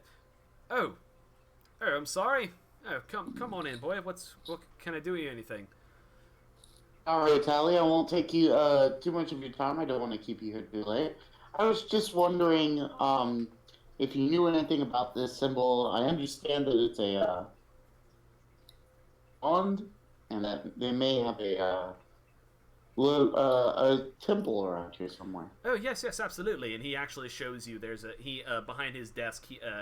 At the front of the store, he has a small shrine to Gond, bearing that symbol in full behind him. Oh. Oh yes, well, the House of Inspired Hands is the name of the building you're looking for, the Temple of Gond, locally. You could find it, and he doesn't pause for a while the DM looks at where the House of Inspired Hands is. Oh yes, that's, you'll find that in the Sea Ward, near the docks.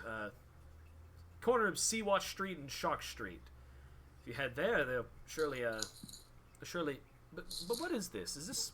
And he takes a look and he looks at it very closely. It's metal. And he snips it. Bronze, maybe. It's not a very common construction material. Very odd. Yes, that's Kind of what me and my friends were thinking. We think it may be tied to the incident that happened this morning. Well, if you do go by, make sure to say hello to Valletta for me. I haven't seen her in quite some time. I really need to go to the services more often. Well, do tell, and I do thank you for your time. Yes, of course, of course. I hope that the furniture's working out just fine for you. It is fantastic. The guests love it. Good, It good. gives everything just that little extra touch, you know? That's what I'm here for. The fine details. Sir. Rush. Yeah. So, you're heading to the Yawning Portal where the Doom Raiders usually chill? Yep. So, and the Doom Raiders have made it a point to come to your place more often, but it's in their line of work, people usually seek out adventurers and mercenaries like the Doom Raiders more often at the Yawning Portal. Right. I mean, I get that. And so you walk in, and because I love saying this, high or low? Low. Okay, so you walk in, and, oh god, what is, you walk in, and it appears that whenever you walk in, the Yawning Portal is abuzz, as it always is, with, like, some kind of, like, fight going on, except it's what happens the other half of the time. Something crawled out of the portal and is now attacking the guests. You see what appears to be the upper half of a gigantic skeleton, sticking out and, like, swinging its hands at people. And you see Durnan, as always, looking really bored, grabbing his greatsword off of the wall, going up and just start chopping at it with all his strength, just, like, chopping at some bones and everything. And some local adventurers start, like, joining in on the fun. You see Schemo Weirdbottle, the gnome who's part of the Doom Raiders, tie a rope to a banister, swing over, and chuck some potions and, like, acid bottles at the thing until the skeleton is, like, forced to retreat down into the bottom of the Yawning Portal. You hear I'm gonna go punch it once to farm that XP. And you manage to. Unfortunately, this is Warcraft rules, where if you don't tag it to begin with, you don't get any experience or credit for the kill. It sucks. But yeah, and you hear a bell ringing, as if this is just completely a totally fucking normal thing, and everyone gets back to drinking and fighting and doing all their old shit. And yeah, you see Schemo sitting with Davil, and they're just chilling out. Rush, my man, you missed it. Oh man! Not every day you see a skeleton champion standing out, but you know, it's a slow night, I guess. I know. I need to get here more often. Need to get these flabby arms in shape. Well, you have to talk to Yagra for that, but no. So, hey, what can I do you for? So, I need some information on a dude. Don't we all? So who can I tell you about? Captain Zardoz Zord. Captain Long Don Johnson. Captain Zardoz Zord. Yeah, that one. Oh, yes. The gentleman with the fair, is it? He's a reclusive one. How do you meet him? He actually came in to our establishment. Davil looks a little put off by that. He's like, is that right? Very interesting. We actually also found, upon investigating, we found the banner of his flagship in a surrounding building that has only recently been inhabited. Sounds like you got a spy on your hands. Correct. That's what we assume.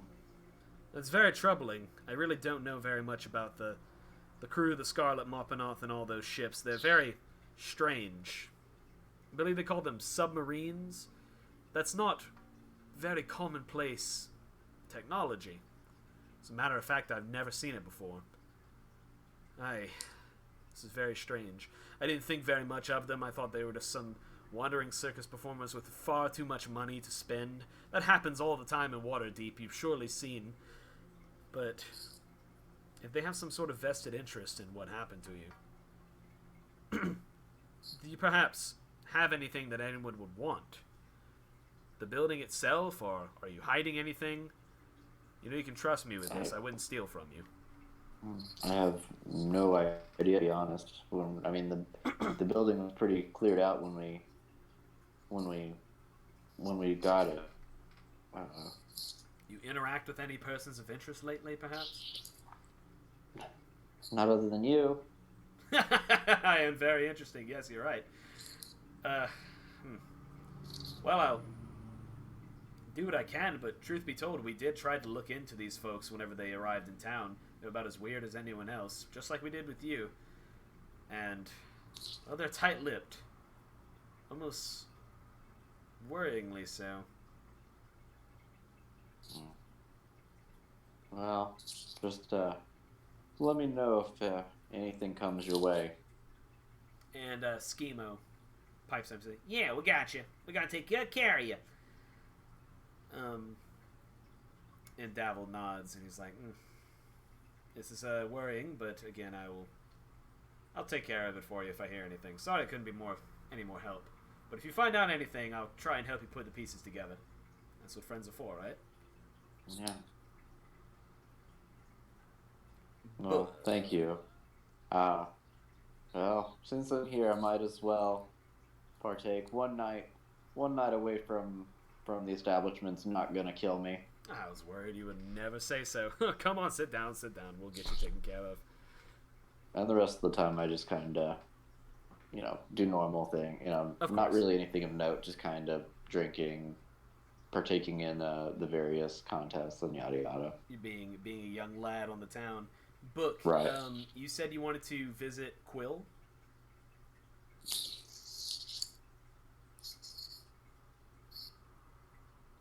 Well, I know you said you wanted to visit the person who got you put in jail, which I guess would be Quill, and then you wanted to visit your criminal contact, who was Istrid Horn. Book, buddy. Hello. Hey. Sorry, I was making a sandwich. You're good. I should probably do the same thing. So you wanted to talk to your criminal contact and also the person who put you in jail? Uh-huh. All right. So you want to talk to Quill, who was your ex, and you want to talk to Istrid Horn, who is your contact. What order do you want to do this in? Istrid first. All right. So Istrid is not at the Yawning Portal most of the time. She's actually usually at her shop, which is basically a glorified loan shark shop. Also, Rush, Istrid is one of the Doom Raiders, just like to remind you. Yep. So yeah, you walk into Istrid's shop, and she's not dealing with any clients right now. She's in a... Ah, yeah, Book. What can I do you for, bud? Heard you got slapped. That would be correct. Slapped in irons, more like. What can I do you for? Need a loan. Is that right? Yep. You need a loan from me? Oh, but we talked about this the other day. You know, buddy, I don't give special rates to friends. I know. How much do you need? I'm flat broke. I've got no items. Got no money. I barely have a place to sleep. You still have your items. I wouldn't take your items away from you. Just no. I meant like I have no black market items. Okay, I got you. He has no wares. Oh no, Book has no wares. Well, Vegeta's broke. What about what you came into the city? I forgot Istrid's horn, but Istrid's horn. I forgot Istrid's voice, but I swear it was a lot deeper than this. Well, what did you come into the city with? Weren't you here on a caravan job? Didn't you get it delivered beforehand? Oh, I don't think I did. Are you lying to her, or you just straight up don't remember out of character? I don't remember. Okay, yeah, you came in with a shipment of weapons and stuff to a group in the dock ward. That actually, you delivered those to the Eye Catcher and the Heartbreaker and the other one, but not the Scarlet Marpenoth, which was strangely absent. But there was also a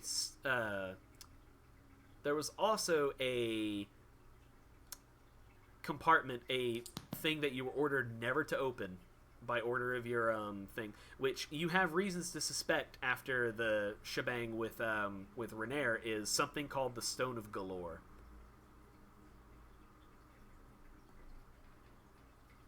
Hey, how does this help me?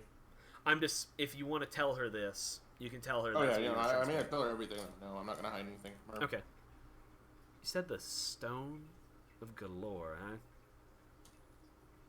Wait, am I allowed to speak about that? Oh shit, that's right. You're not allowed to speak about that. That's right. That's right. Yeah. I don't tell her about that. Yeah, because you're under Gaius. That's right. Yeah, so you don't tell her about that, but you tell her about like everything else. Weapons to the Scarlet Month. Okay. Well, I can't give you goods directly, but I can definitely throw you a loan. How much do you need?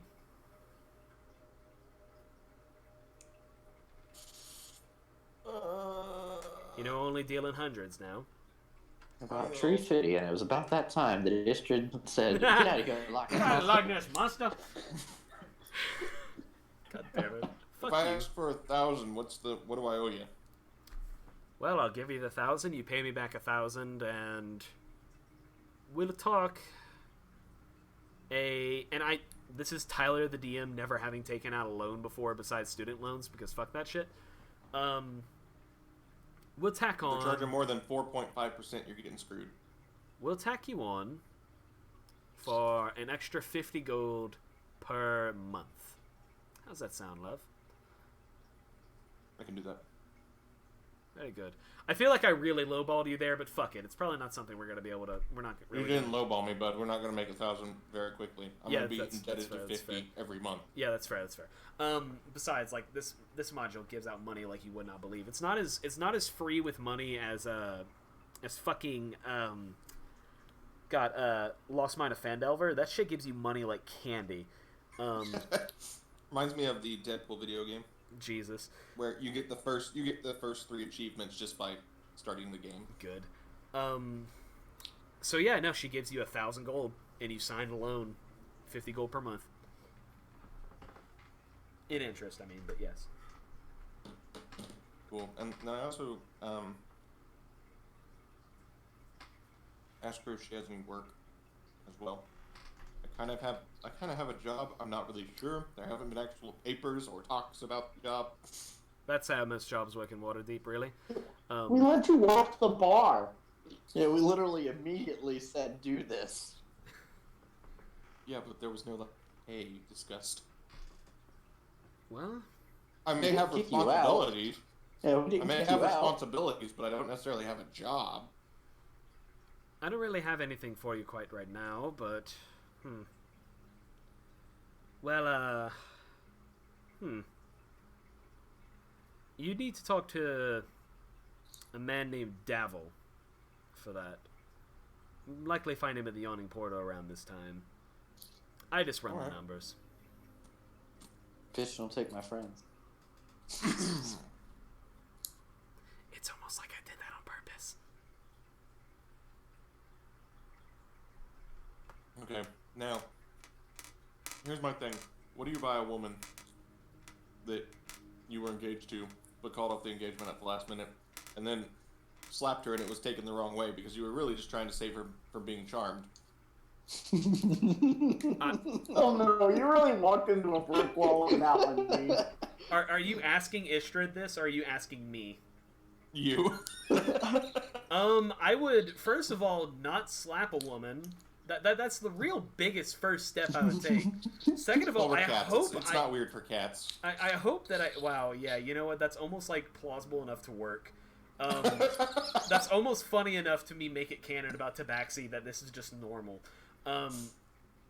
But hopefully I never have to deal with calling off an engagement. I haven't ever been engaged before yet. God, I don't even fucking know. I don't have money to get engaged, man, but man, that's sweet, sweet joint tax filing. Anyway, It's pretty awesome. I don't know.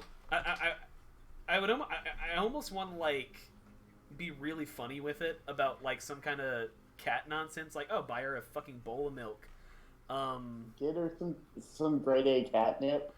Dude, if you get her like some You'll be fucking fine. grade A like fantasy weed, Some of that good catnip though, she not probably the. yeah. If you got her like some good like, she I've got probably it.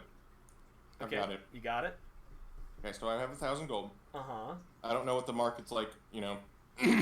On illegal drugs, yes.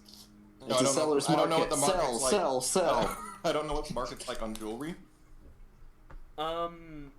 It's usually several hundred gold a piece. It depends on what you want it to be made out of. I'm gonna buy her another engagement ring. Oh my gosh! Oh, Jesus. How nice do you want it to be? Well, I have 1,000 gold, so let's go from there. Do you want to get 1,000 gold engagement ring? Because I could set this up. And it was at that moment I would that like Mark I would found like to out leave that my he fucked up. I would like to leave myself with at least 100, you know, to live off of. I'll give you a nice her eyes are like green, so I'll give you a nice golden emerald engagement ring for 750 gold pieces. All right. All right. And now I need bards. Jesus. Are you getting a singogram? No. I need like a mariachi band. Oh, It's gonna take the fucking boombox. the fucking Russian cat getting a mariachi band. Not necessarily a mariachi band. I'm just saying, like, you know, that kind of thing. Somebody to play music as I pop the question. Oh my god. Jesus. So I'm trying to think of what is the absolute funniest thing, and I mean, I just want you all to understand, though, real quick, before we If you move want on. the Out of funniest thing, It's character, gotta be a polka out band. of character, out of game. I'm really sorry. Book's an asshole. And this is not for love. Oh, Jesus Christ. so It's gotta be a polka band if you want funniest. I was gonna say polka band's really good. I'm also thinking of the page from Quest for the Holy Grail, Monty Python. It's like, brave Sir Robin, he got his intestines pulled out, then he got his head cut off and his toes pulled out individually. You know, like that shit. He bravely runs away. Yeah, exactly. Okay, it needs to be something that's like, you're not going to be like, oh my goodness, this is incredibly romantic. How can I say no? So, Fantasy Boys to Men. hey Josh, how ready are you? Hey Josh. Fully erect. So, Book, you're combing for entertainment. When Oh, you no. see Oh fuck! and you see what appears to be a brunette elven man with green tattoos on his face. He's dressed to the nines, in like what appears to be overtly tacky noble garb. Sir Reginald, you're sitting there at your favorite establishment, the All Natural of Waterdeep, when you see this cat man walk in looking for work for people to play music for a very special event. So Reginald, Dude, why the hell didn't I just ask song? because this is Well, funnier. that's your problem. This is funnier. This is much funnier. Also, Song doesn't do like romance-grams. She has not had luck dating. She thinks she's bad luck. Yeah, so Sir Reginald. Yes, good sir. What may I do for you this evening? I need somebody to accompany me with some romantic music. What kind of romantic music? I was unaware that there was more than one kind of romantic music. Oh, there's a lot. Oh my good sir, if you only knew. He's just like really playing it up. That's the problem. I don't know. I'm bad at this. He's got like fucking Caldago is sitting there just like chilling out, just like, what the fuck are you doing, man? Caldago also like reels her ears back at you whenever she sees you.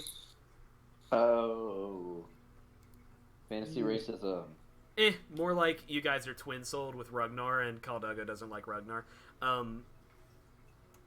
No. Anyway. Gee, why doesn't anybody like any of my characters?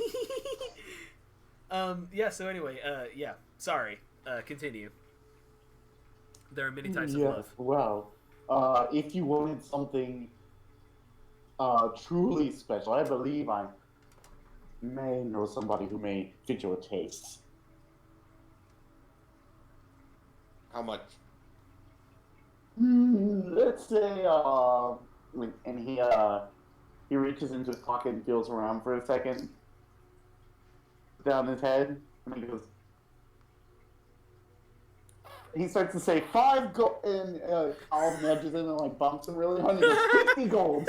50 gold. Can you snort a sandwich out of your nose? Is that a thing? You know it is now. Deal. Yes, my good sir. Where should I meet you for this romantic event?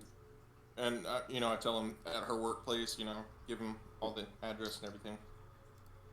Yes, I shall show up with the bells and whistles. All right. And after Oh, this, God. Oh God, I'm afraid. you arrive at Quill's office, and do you enter? Yeah, I don't go in first. I don't go in first. I meet up with first. Sir Reginald first. Okay, cool. So yeah, Sir Reginald, how are you at the scene? Well, Sir Reginald's there with his bass guitar, and to Kyle is this crazy looking, like one-man band machine. God. A bass drum tied to a foot pedal on her back, and like a cymbal hanging off of it at the other pedal. I immediately regret giving him any money. This is the best. This is the best session we've ever had. Thank you. Okay, so here's the plan. You go in first, start playing the romantic music. Catch her attention. She'll probably be pissed off because she doesn't like to have any fun. But just keep going. Fair enough. he goes and opens the door and kind of ushers in Kyle, and Kyle just kind of rolls her eyes and follows him in. And from outside, you hear the sound of like very sensual, like He's just this, playing very sensual like bass drum set combination. He's just playing sexual healing. Oh my God. Exactly.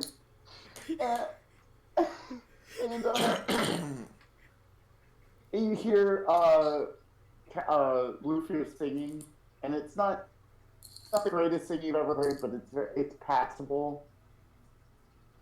All of a sudden, out of nowhere, you start hearing what sounds like some kind of crazy goose honking.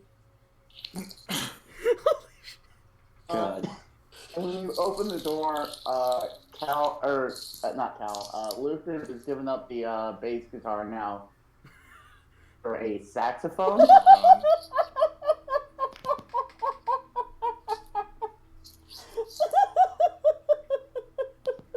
All right. So I'm a little thrown off by that. Just walking in, had this whole I've got plan. a pair of black sunglasses on now. I mean, what is? Can we just have Quill's reaction before I walk in, please? Quill is actually like thoroughly entertained by this because, as you said, she doesn't like fun, but she does like feeling secondhand embarrassed. She likes watching people embarrass themselves. And so she's like giggling at this, and then she looks at you and she's like, "Oh, Book, darling, I forgot to file the restraining order." Did she say she forgot to file the restraining order? She forgot to file the restraining order. Hey, look at that. That's awesome. Well, that's good luck for me, and hopefully good luck for you. As awkward as can be. What on Faerun can I do for you? Please don't make me push the button again. I've already had very long. I really hope that we are asking the question, what is it that I can do for you?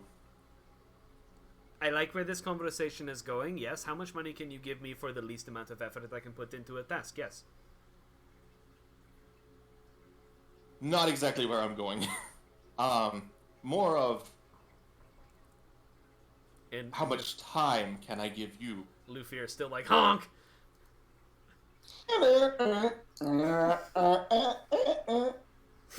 like the song, Quill, my what is it? darling. The Sax Man by I didn't know what Island. kind of cat I was before I met you. What the fuck I've is made this? so many terrible decisions in my life, but when you go to prison, it changes a man.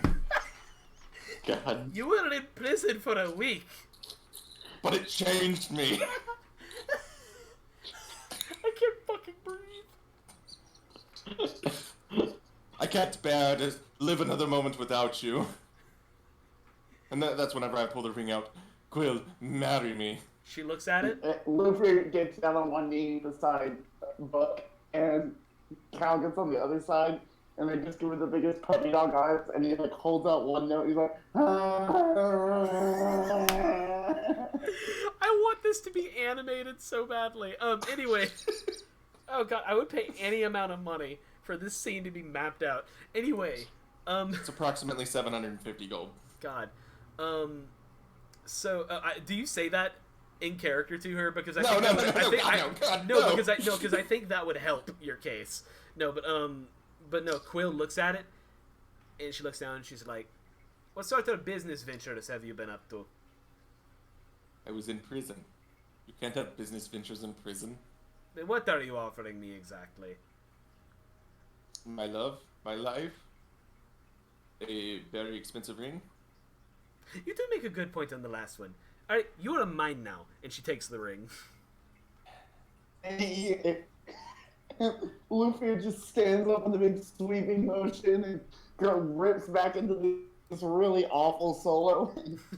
Cal's like hopping around the drum set and like kind of like howling along. If you so much as look at another woman ever again in your life, I will make sure to skin you alive. You will give me 50% of the profits of all of your adventures, and we will discuss the slapping later. I'm still not exactly decided on the restraining order thing. What if I told you it was foreplay? Just very, very wrongly timed foreplay. And she looks at you. That's racist. Is there anything else you want to do? Sure, he's gonna play himself out. So whenever you marry like an official, am I a person of prestige now? So she's an official, like she's a clerk. She's a magistrate. So, I mean, you wouldn't be really anything except for like, the magistrate's husband. It's not like marrying a noble where you're a noble now. Well, no, I'm not saying like I'm a noble, but like I'm high standards now. I mean, yeah, I would go as like she'd probably let you live with her, and she's probably doing pretty okay. That's presuming a lot that she'd let you live with her. Like I'm picturing a very unorthodox marriage here. But I mean, yeah, you're doing okay, I guess. Joint tax filing. Yeah.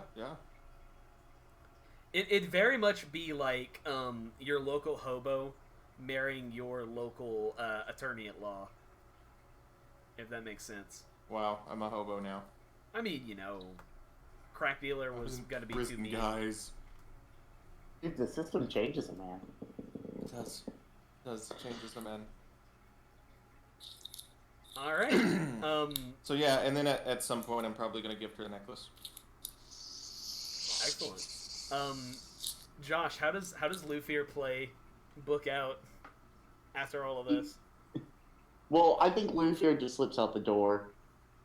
Still playing, I hope. alone, yeah, and just kind of wanders down the street. It's like the ending to Blues Brothers. Oh man, I don't know how we're gonna top that. Oh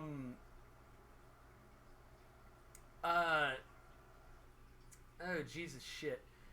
Do you return to the Troll Skull Inn? It depends on what my soon-to-be, or I don't know how it works in D&D. Are we married now, or is there a ceremony? We'll get to that. I think I know what to do with you guys. Oh, because this group does so good with ceremonies. Yeah, really. We have this nice funeral, nobody shows up, and then we just trounce on them. Yeah, so you're definitely engaged now. We'll handle the wedding at a different time.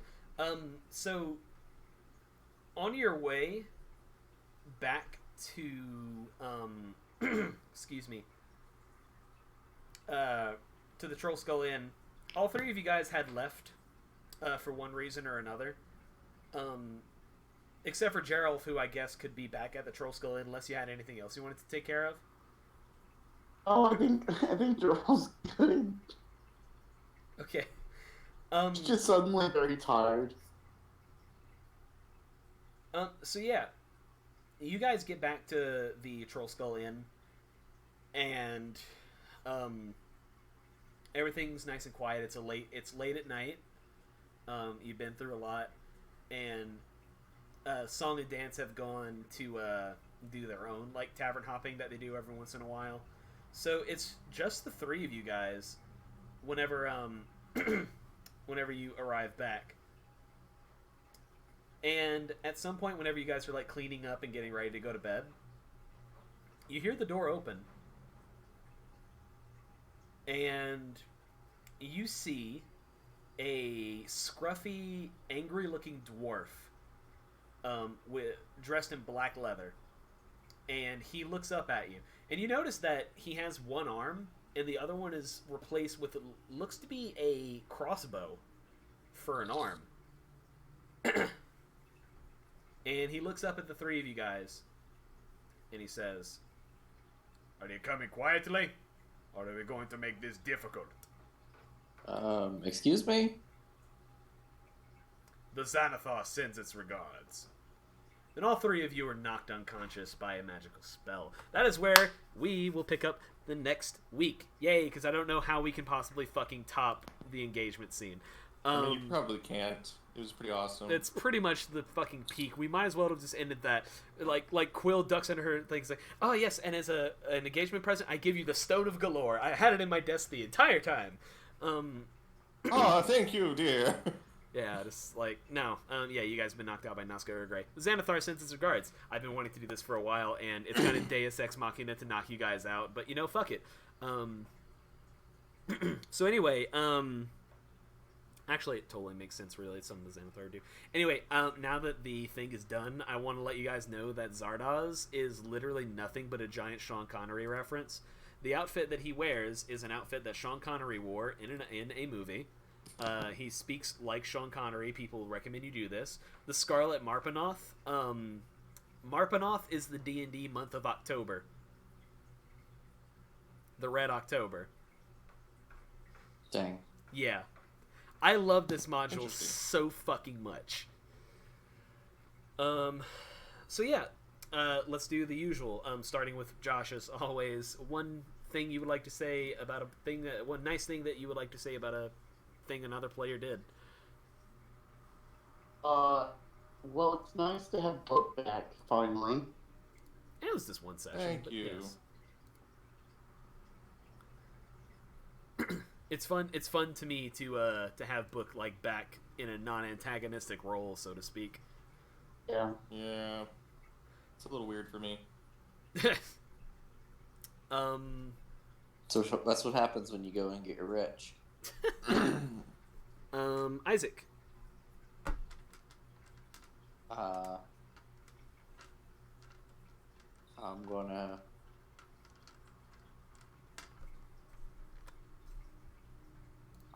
go with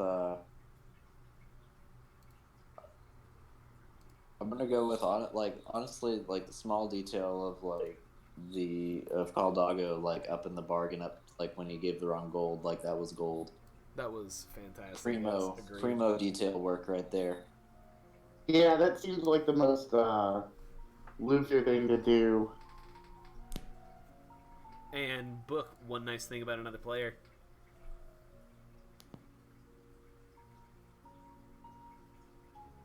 I'm thinking. Why are Chopin nocturnes popping up on my recommended? That's weird.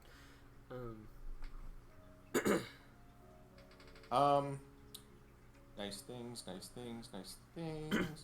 Have to be Luthier. Luthier, yeah.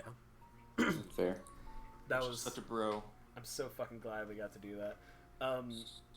I will reiterate because I said this to Josh and Isaac the other night, but like I didn't get it. But the reason why I do this is the same reason my DM does this. It's to not only foster like a good feeling at the table, the virtual table that we have, but also to like reinforce memory. It like make you think about things that happened during the session. Like, you know, oh, I did like that because it happened then, and this is what happened. Help us remember that anymore. So yeah, you guys have fun? Yeah. Excellent. That was good too. Yeah, I'm glad we're doing good. Is there anything else you guys need or want or have questions about? No. I don't think so. Alright, excellent. Well, I am fucking starving, and the sandwich talk has gotten me wanting a sandwich. With my stale ass bread that I have that I'm still probably gonna eat. So yeah. Yeah, this is I actually have to end the stream, I guess. Yeah, I can't wait to listen back to this one. Thank you guys, and peace out.